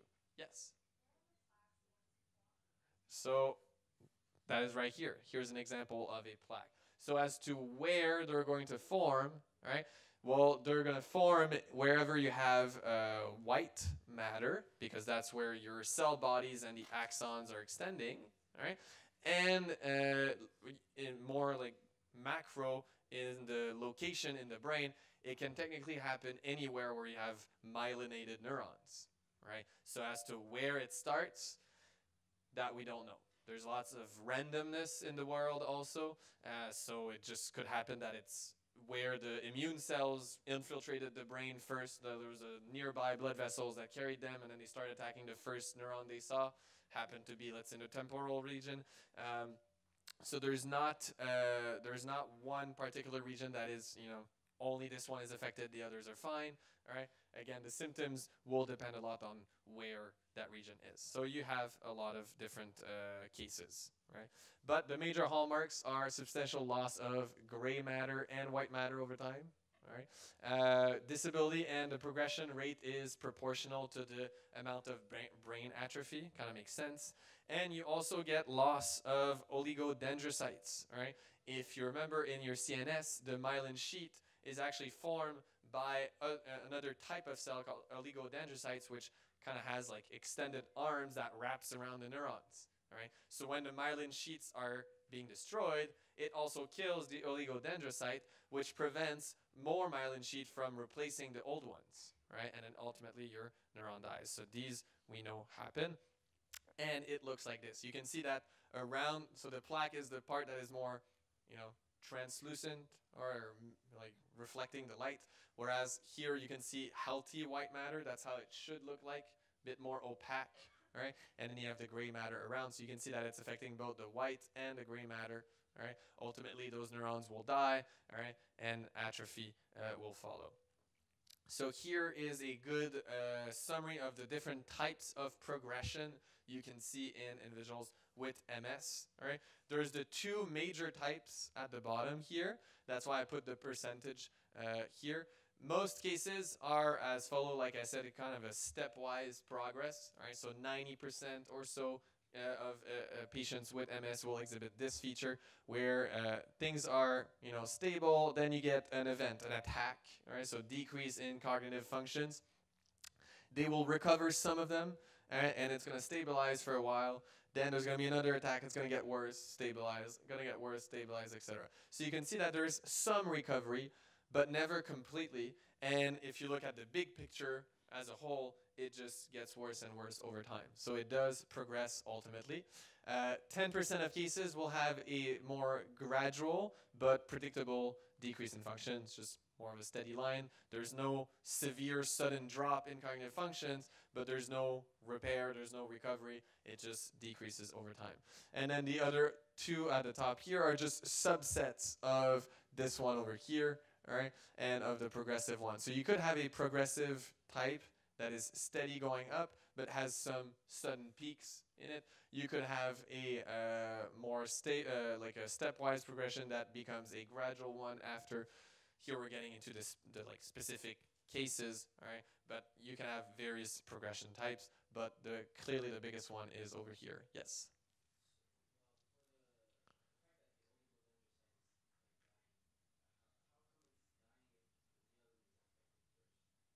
Because the oligodendrocyte is the myelin. I don't have a picture here, but in your lecture 5, I have a picture of what the oligodendrocyte looks like. And it's a cell that extends, like it looks like arms. It extends parts of itself, and it wraps around the neurons, and that's what makes the myelin. So when the myelin is destroyed, that means you're destroying the oligodendrocyte. It's part of the oligodendrocyte.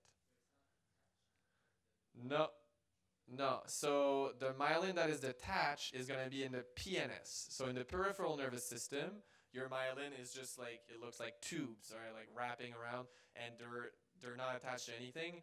Those are actually others. It's also made by another type of cells called Schwann cells in the PNS, right? And those are detached. But here MS affects the CNS. So it's not affecting those, it's affecting the oligodendrocytes in the CNS. Good? So yes, so remember this stepwise nature. Most of the treatments we have for MS are looking at prolonging the stable phases. Because whenever we have loss of cognitive functions, we don't have any drugs that can recover that. But we have drugs that can try to prolong the stable phases so that the patient lives less time with cognitive deficits. That's pretty much all we can do. Yeah. No, so good question. The plaques are not the same as the plaques we see in Alzheimer's disease. They don't look the same when looked at like under a slide like this because it's not the same origin. Okay. Often we call them plaques just because, kind of a physical appearance of them here. Whereas for Alzheimer's, it's literally because there's proteins stacking up on top of one another. So it's kind of a different meaning of the plaque, right? Yeah, so look at this cool animation over here, right? This is Guillain-Barré syndrome, or GBS, which is a very, very, very similar pathology as to MS, but now we're in the peripheral system. So when it affects the PNS myelin, we call it Guillain-Barré syndrome. Right? It's just a different name to kind of differentiate between them. So as you can see from the diagram, all right, it attacks the myelin sheet around the neurons. All right, so you can see it die. It's going to shrink. In the case of the PNS, there tends to be recovery to some extent. There's going to be new myelin that's going to be reformed to try to compensate for the loss, but it's never a full compensation. We never recover 100% of it, so gradually over time, it still gets worse and worse. All right. Again, autoimmune, right? So your own immune cells attacking the myelin sheets on the peripheral neurons. Once again, you need an activating event for that to be triggered. Most often, it's a bacterial viral infection leading to activation of self-reactive B and T cells. There's usually 4 subtypes with different course and symptoms. And here are the main manifestations. All right, the classic first symptoms are numbness, pain, and muscle weakness. One of the main differences between MS and Guillain-Barré syndrome is that for GBS, the symptoms are there's less range of possible symptoms because in the PNS, pretty much all you get are sensory and motor information. You don't get all the cognitive, like the thinking, moods, etc., that could appear because of the central disease. Here, because it's peripherally located, numbness, pain, and muscle weakness, pretty much all you get all the time. Right? You're going to get different degrees. The other type of symptom you can get are autonomic dysfunctions because your autonomic neurons are part of the peripheral system. Right? So neurons responsible for giving information about your heart rate, your blood pressure, your respiratory rate, all those things could be affected. Right? So it could lead to tachycardia, or more rarely, but it does happen, bradycardia. In severe cases, it will lead to ventilation muscle weakness because of decrease in activity, action potentials going to those muscles. So the patients might require ventilatory support, right? And that usually happens via cardiovascular or respiratory failure. Okay, so very, very similar to MS. That's why I don't develop too much on it, just happening in the PNS. Yes?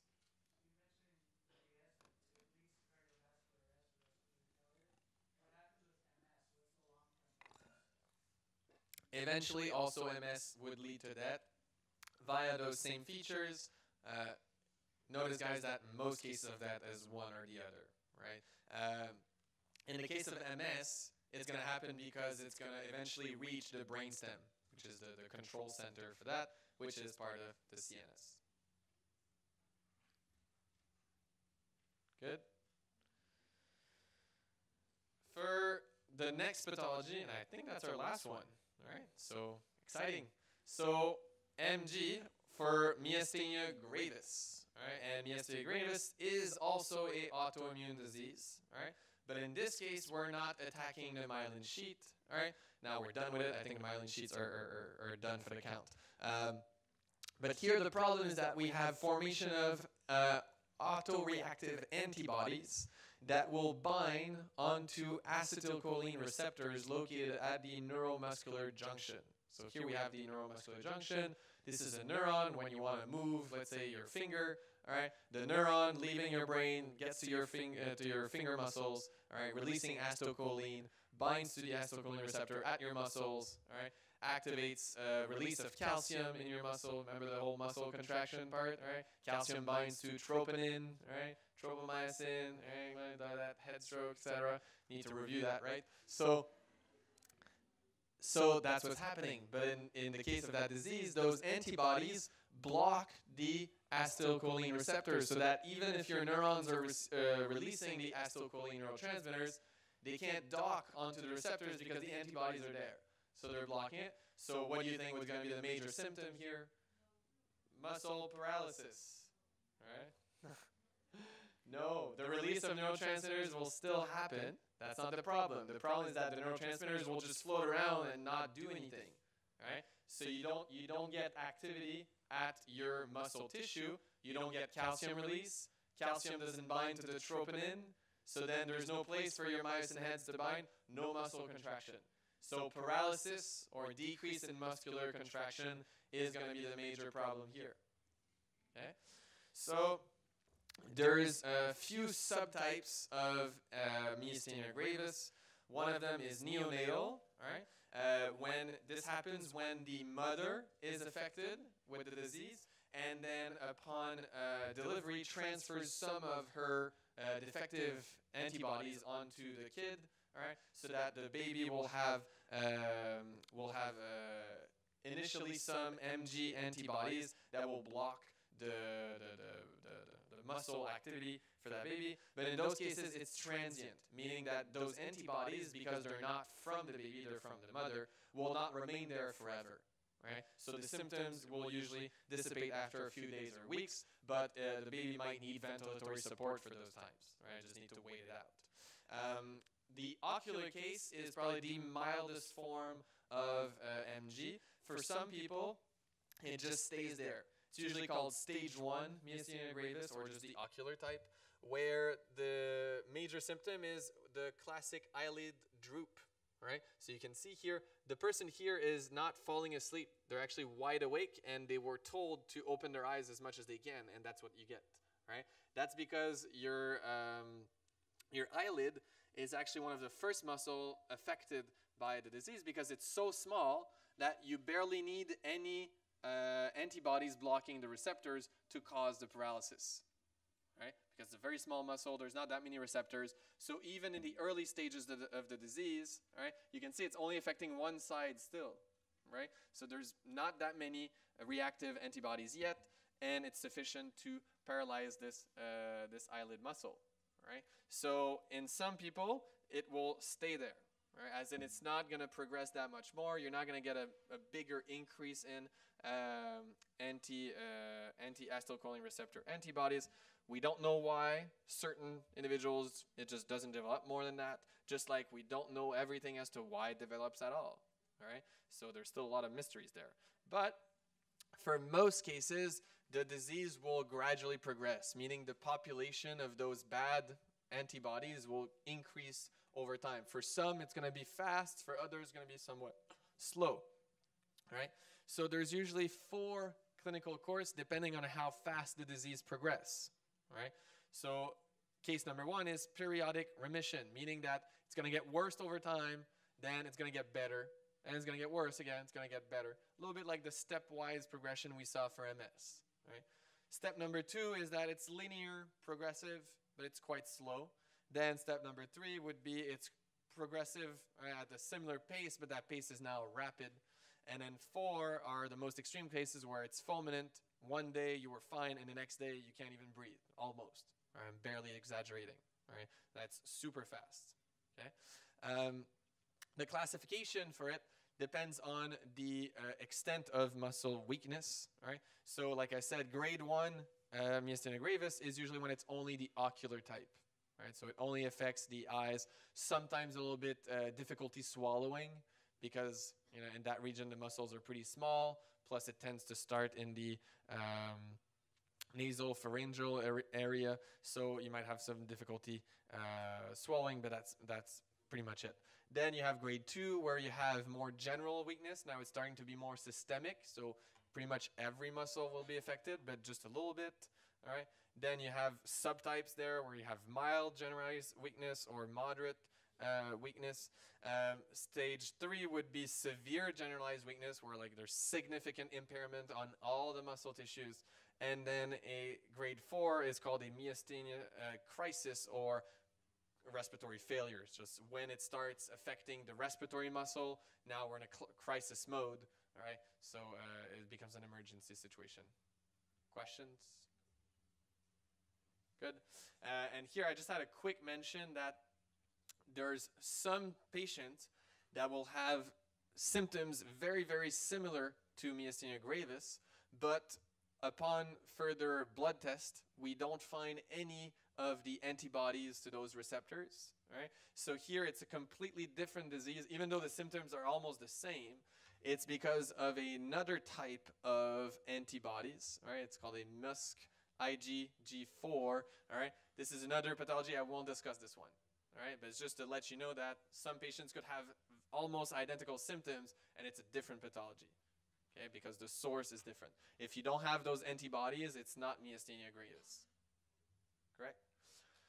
So, pathophys, already mentioned, formation of those antibodies from, it's dependent on T cells, meaning that no, the T cells will not produce the antibodies. Antibodies come from B cells, right? But it's T cell dependent because there's the first cells to be misactivated or autoreactive are some form of T helper cells that will then activate B cells to produce those antibodies, right? So it starts with a T cell because we know that individuals without T cells cannot get this disease. So it has to start with them. Right, and like I mentioned, the overall effect is decreased neural transmission at the neuromuscular junction, leading to muscle paralysis. Okay, so here are the major manifestation signs. Right, so rapid exertional fatigue and weakness, and improvement with rest. That's usually the biggest test we can do to diagnose it. Right, in the sense that the person will not feel so much difference at rest, but if you ask them to exercise, right, then they get gassed really fast, all right, much more than they used to. And if you tell them to take a rest, their situation improves dramatically. So clearly the problem is only when they need to move their muscles. Everything else seems quite fine. Because initially, in the early stages, it affects mostly the voluntary muscles, right? Much less the autonomic muscles like the heart and the respiratory muscles. So the first ones to be affected tend to be the muscles of the eyes, the neck, throat, mouth, like I said, nasopharyngeal involvement. Then it progresses into more moderate to severe cases there. So facial expressions get more statue-like, just because you can't move your facial muscles, can't express your emotions as much. Swallowing and speech becomes difficult. Right? So that means that you need to, the patient will probably need to adjust their diets, right, to accommodate the difficulty swallowing, to compensate for the increased risk in choking. In advanced stages, grade 3, well then you just have generalized muscle weakness pretty much everywhere. Person might have to be in a wheelchair because just standing upright might be too much work for them. And finally, the myasthenia crisis, respiratory failure. All right. In that case, the patient is usually quadriplegic, just not because they can't control their muscles, just it takes so much energy, right? Because if you remember from the pathophys, right, those antibodies are blocking most of the receptors, but it's almost impossible to block all the receptors, right? So it's still possible for them to sometimes get some little amounts of movement, but what I think must be such a weird sensation. I've never felt that. Hopefully it will never. But you can imagine that. Try thinking about moving a muscle, but then it just doesn't happen. And like with all your will, you want to move that arm or that hand or that leg or whatever, but just nothing happens. Imagine how frustrating and just the exertion you have there, right? So it's not just the exertion of your muscle, but just cognitive exertion. Right? But also that comes from the fact that just thinking about moving the muscle takes energy here for the action potential to be transmitted. Takes energy because you're wasting a lot of neurotransmitters, right? So a lot of the ATP, a lot of the glucose that would normally go to other activities now needs to go into making so much more of the neurotransmitter to try to compensate and overcome this inhibition by the neurotransmitters, right? So it gets to a point where you just don't have the raw power, the energy, to even move your muscles, right?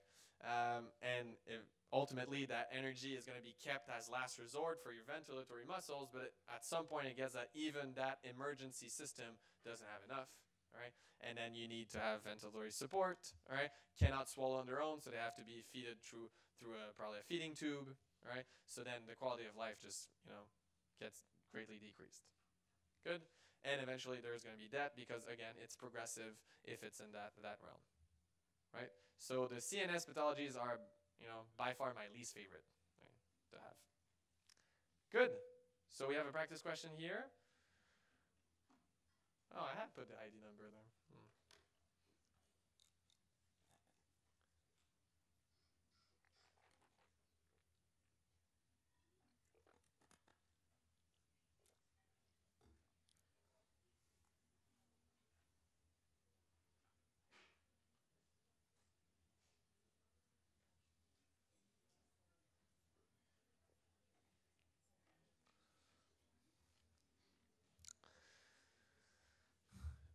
Make sure to think this one through. It's not a trick question if you take time to think. Sometimes I get accused of making trick question, and no, it's just you didn't think it properly. We can go back and forth like that all day.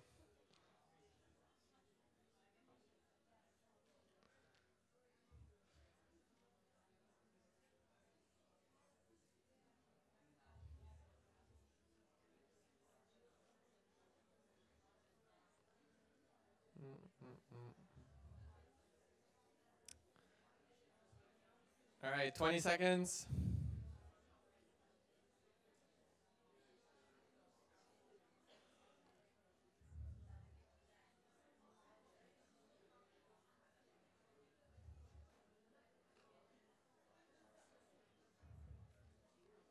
Five, four, three, two, one. Let's see. Oh, excellent. Most of you thought it through, all right? So, congratulations. Usually it's much more split between B and C here, all right? But the correct answer is C, all right? It's the neurodegeneration that happens. The myelin sheath destruction is incorrect because who destroys the myelin sheath? Or what? The immune cells, so T cells, B cells, antibodies produce the myelin sheath destruction. That leads to the inflammation, so release of reactive oxygen species, neurotoxins, you get an ionic imbalances, and that kills the neurons. All right? So that is a step further. That's what the neurodegeneration is. All right? So that's why I said think it through. All right? Did you have arguments to back it up? All right? So C was the correct answer. Good job. So second break, end of the second period, and end of the material for your exam. Congratulations. All right? And the remaining part of the lecture is going to be final exam review. So if you don't want to review right now and you're tired of hearing me babble, you can leave. I won't take it personally. Have a great weekend. See you at the final exam. If not, stay for the third period.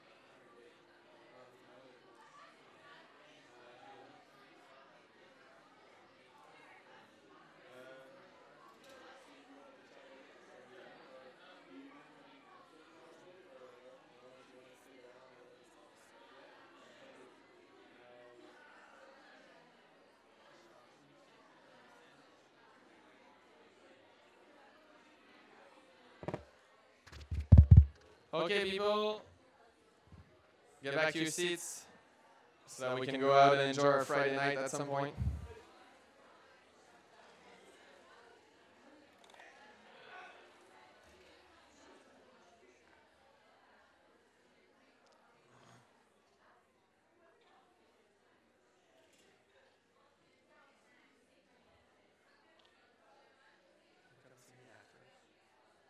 After class,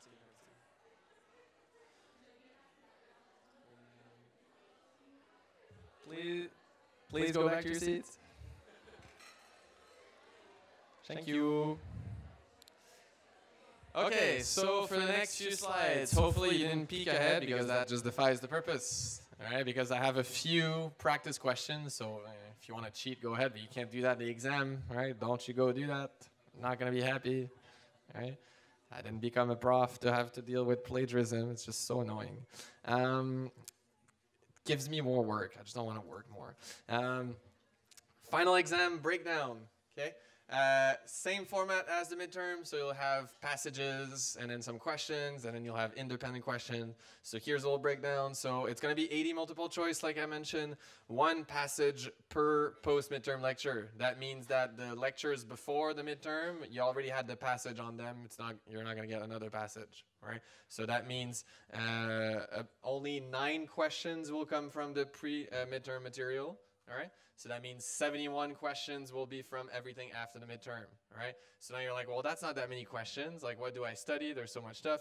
It's going to be broader concepts. I get that it's not going to go into the deep details there. You can't, just too much, right? But there's a few things that I'm hoping you haven't forgotten yet, all right? At Christmas, you can forget everything, all right? But not yet, all right? So I do want to see who remembers. Pulmonary, cognitive, oh, there's a typo there. And both cardio lectures will have 11 multiple choice questions each because there's just a bit more material. MSK, neuromotor, and temperature, sleep, etc. will have 10 questions each. And today's lecture, because it was shorter, will have only 7 questions. All right. And there's going to be a bonus question because I'm just so nice. All right. But you have to do a bit of work for my bonus questions. You'll see that I have bonus questions in all of my final exams that you'll take with me, but you have to do a bit of work. But that work is usually fun, and I use it as an incentive to push you to go beyond your comfort zone or to learn new things. So here there's 3 short clips, all right? They're pretty fun. They're YouTube clips. They're 3 or 4 minutes each, but they're really useful for your studying, for not just for this class, for all classes. Like 9 best scientific study tips, how to learn faster, 7 tips to beat exam anxiety, all things that you would need to get all that placebo effect and the extra strength-based nursing for the exam, right? So see how nice I am, all right? I'm helping you become better individuals. So final exam, all right, December 5th. Is it? I have to recheck. So recheck, is it 6:30 or 6 p.m.? Because it's 6:30, right? Because they changed it. In the past, it was the evening session was 6 to 9. But it's 6:30. Anyway, you're responsible for that. It's not an excuse to not show up. All right, follow the McGill schedule. All right, it will most likely. So I realized this is probably your first final exam session at McGill. So a lot of people were asking me, where is it going to be? That's why I took this picture. It's most likely going to be in the gym, just down there. All right. So if you didn't know, you'll learn it. I think the location is going to be disclosed next week or something. Most of the big class, all right, like here we're 300 almost students. All right. Well, the gym, that's where it's happening because there's just no classroom that's big enough. All right. But you're not going to be alone. All right. That means there's other classes that will take the exam at the same time as you for other stuff. So next to you, you might be sitting next to a student that's taking like a calculus exam or history exam or whatever. All right. So the way it's going to happen is that the gym is usually divided. There's going to be lots of rows of desks, nicely standardized like this. All right. And just like little robots, you will walk in, all right, stressed out of your minds and go sit at a desk. All right. It's going to say that, for example, NUR1 pathophys is going to be rows like 10 to 20. All right, and you'll see that each row will be numbered because rows 1 to 9 was like a calculus exam, and then rows 21 onward is going to be like this sociology exam. All right, so just make sure you go sit in the right rows so that you get the right exam copy. All right, but it's usually well indicated. Don't worry, you have plenty of time. All right, so everything goes fine. I will be there as moral support. All right, won't answer any questions, of course. So yeah, so we'll see each other then. Don't forget the bonus question, and let's go on with this little review. Oh, it's a question. Oh, so it's been out, so called it, right? So good, right? Years of experience. So no, it's either the gym, the other place is the field house, but still the gym, right? It's all in the same place. So be ready to walk up the hill, but I think we're used to it by now, right? So unlike other students, we have practice. So so I've prepared a question for each of the lectures. So I'll start with the pre-midterm topic, and some of the questions might be strangely familiar to some things that you might say. Hmm. Not gonna repeat that. So re-listen to the recording. Um, the code again is 818618.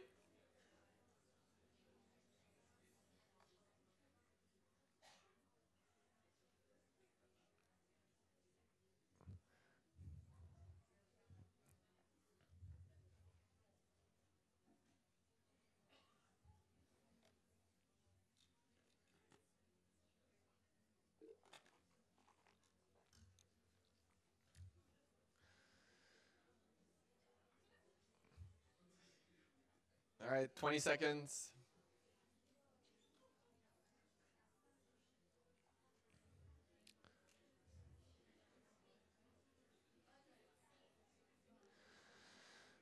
Ten seconds.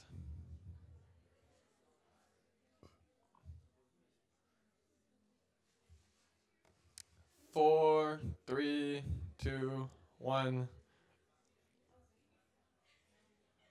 Wow, you have been. Congratulations. All right, everybody out. You know everything now. So you have been studying. I'm so proud. All right. So see, that's what I mean by broad concepts, right? I hope you remember what active transport is, right? You don't need to go dive into the details too much. All right. So here, after each question, I just put the slide where you could find the answer to that question. So here it is. If you want to review your sodium potassium pump, probably the most important protein in your body. All right. Question number 2.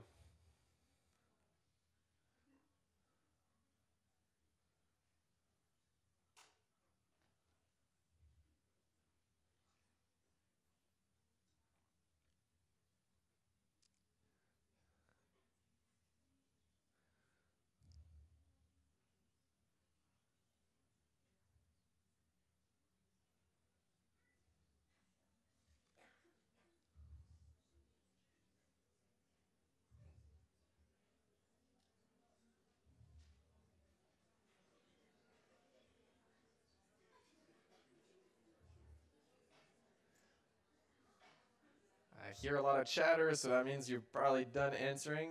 So I'll say 10, 9. Oh, don't rely on your notes. You won't have your notes at the exam. All right. Start practicing now. Make mistakes. Remember the mistakes. Be angry at yourself. Take that anger on the exam. That's how I used to do it. 5, 4, 3, 2, 1. Closing the poll. Woo, excellent.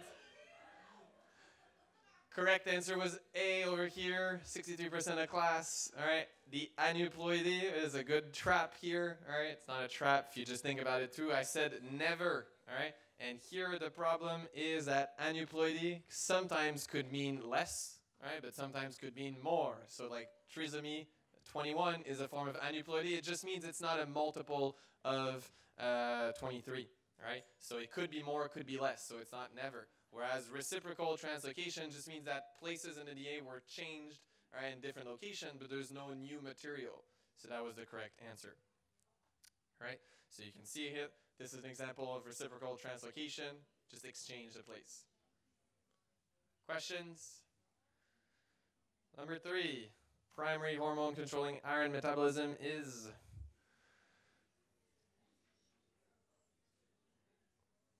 We're back in the hematology lectures.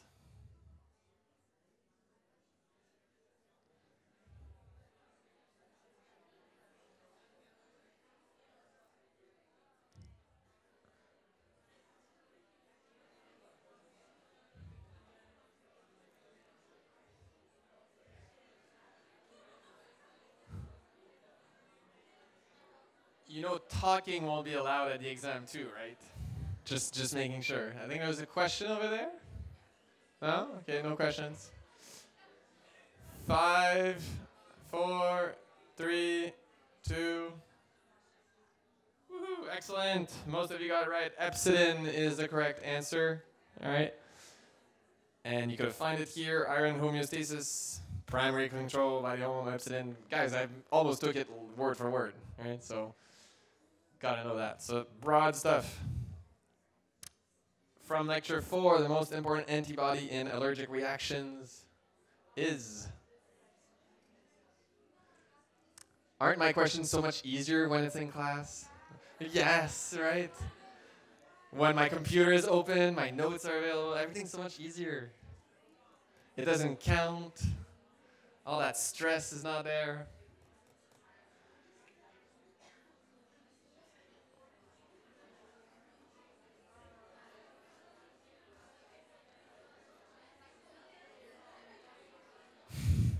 Of course. Of course. 5, 4, 3, 2, 1. What do we get? Whoa! Most got it. All right. I was hoping another 100%. All right, I guess that's not gonna happen. So IgE is the correct answer. Review the table with the different antibodies. All right. IgE allergic reaction. That should be just an association you make in your mind by now. All right.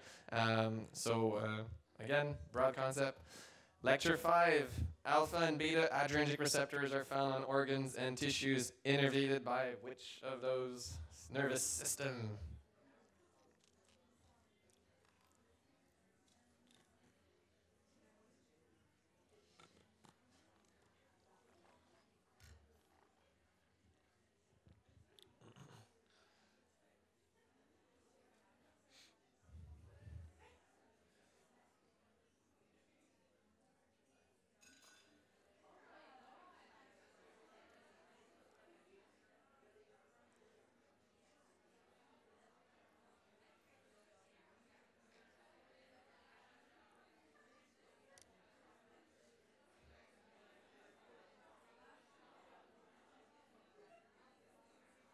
Five, 4, 3, 2, 1.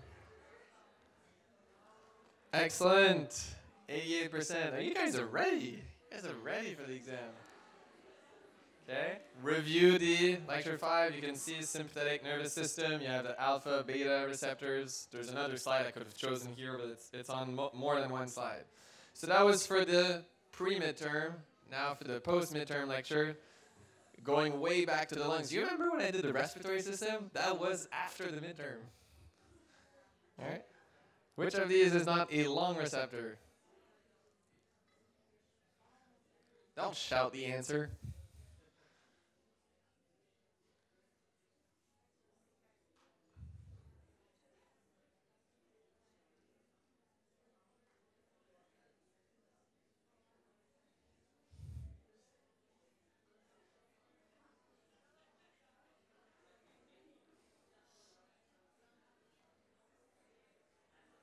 Five, 4, 3. I love how there's more people answering the question now. They're like, oh, it's easy. I can do this. 3, 2, 1. Excellent. Peripheral chemoreceptors are not lung receptors. All right, you can see the lung receptors on this slide here. Stretch, earth, and J receptors. All right, the other ones are chemoreceptors.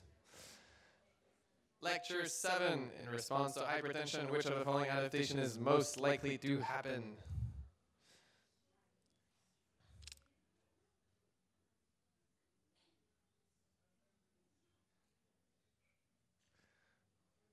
It's getting quiet all of a sudden.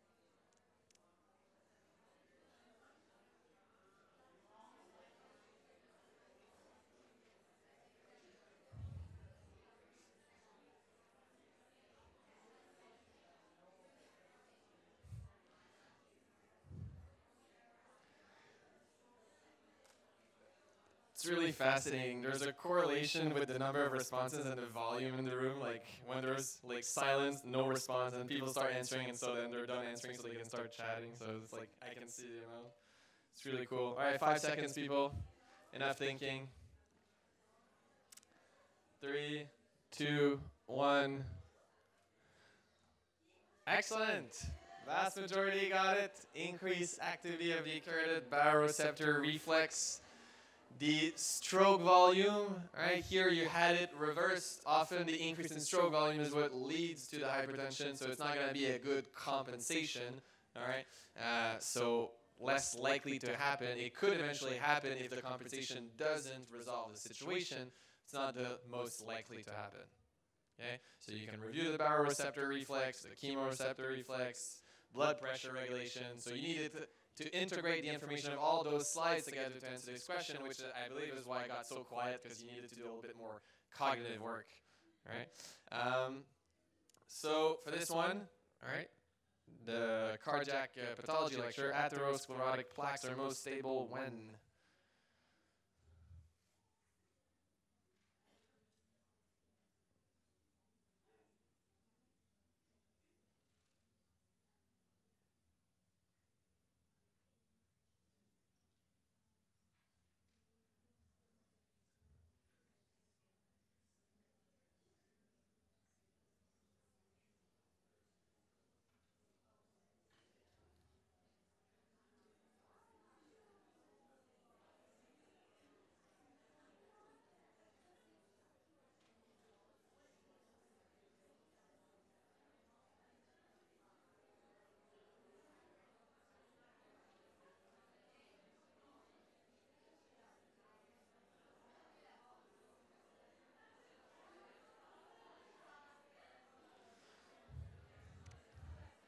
Ten seconds.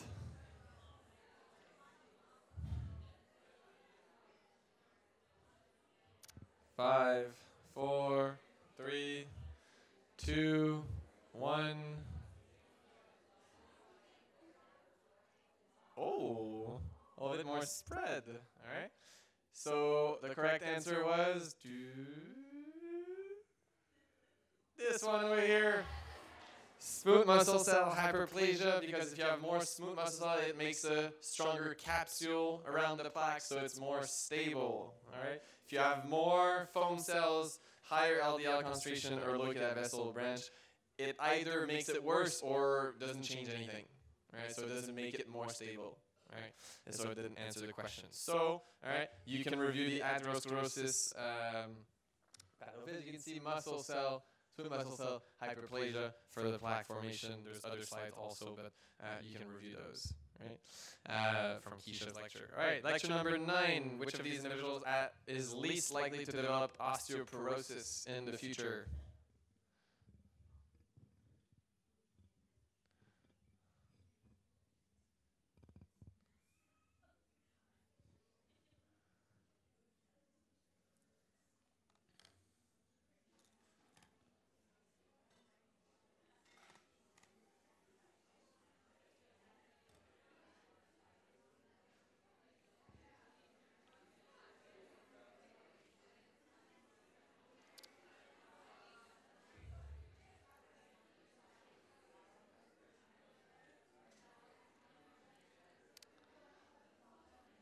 Seems like this one was easier, so 10 seconds.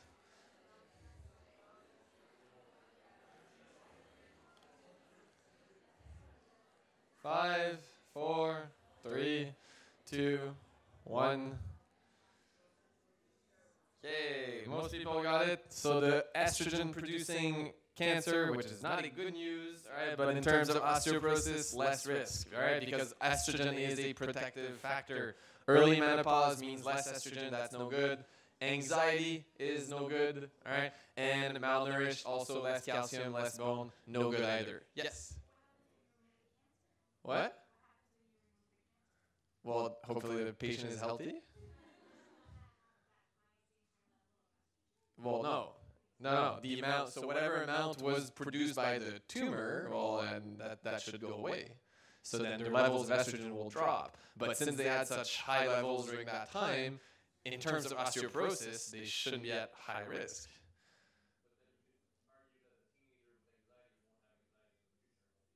Well, yeah, but you don't know that. And here we're talking about, yeah, but you can't start assuming, like, I'm not talking about the the person is not treated at the moment, right? You can't start saying, yeah, but what if, like, you're changing my question.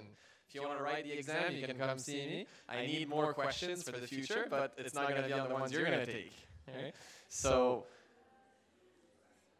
yeah. So with the information you have, all right, anxiety, malnourishment, and menopause, you know those are risk factors, so it can't be those answers. Okay? The teenager, men, women, it didn't really matter in this case, all right? Because that wouldn't be enough information. Like, I can't make, if I made women, men, well, that's easy, right? There's only one that's different. I think there's a question all the way at the top. How's it over there? Nice.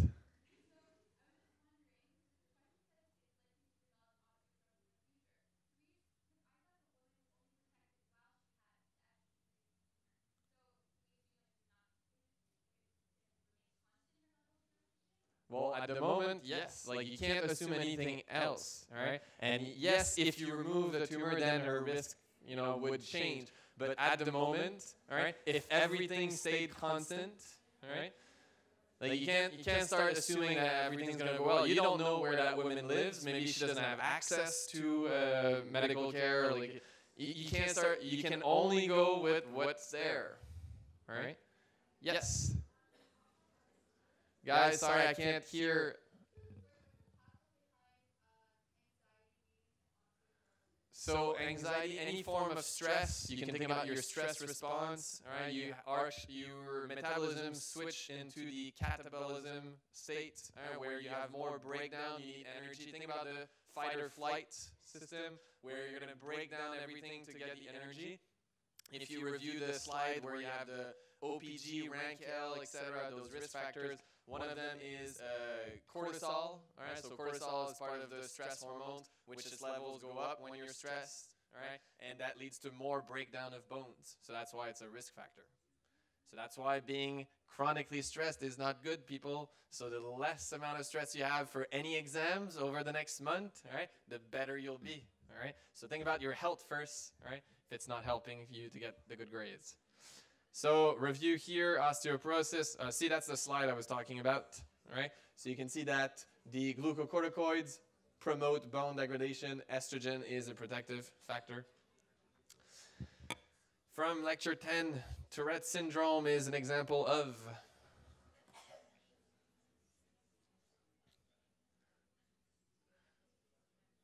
responses going in fast.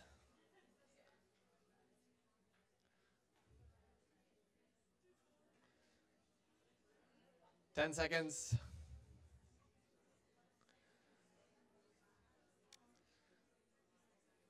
3, 2, 1. Excellent. Dyskinesia it was. All right. Abnormal or irregular movements. Akinesia is lack of. All right. So not a good option. So here you can see it. Okay. Lecture 11, remembering at which metro station to get out while studying for your pathophys exam is an example of. That was last week, people. That should be fresh.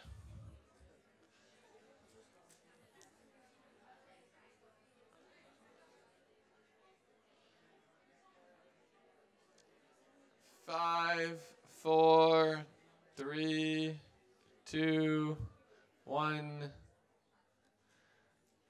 Oh, come on. We almost had the 100%. So working memory, it is. All right, keeping information while doing other stuff. All right. So we review the slide on awareness for the types of memory. And then from today's lecture, scotoma is a common phenomenon for some individuals before migraine. It usually involves. Now I want 100% here. If not, I'll know you weren't listening. You listened more in the first lecture.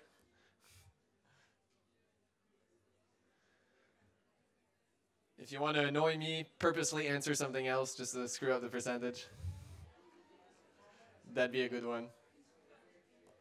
But now that I said it before, took control of it. 5 seconds. 3, 2, 1. There you go. Somebody listen to me. It didn't work. I swear it didn't work. I'm fine. I'm really fine. So that's where you could get it. Any questions? You know where to find me. Office hours. Come see me. I'll hang around a little bit now because it's Friday. I have nothing to do, right? So please go congratulate this class. Just tell me how awesome you found it. And happy holidays. See you next year or at the exam. Thanks to you. Thank you for being so cool.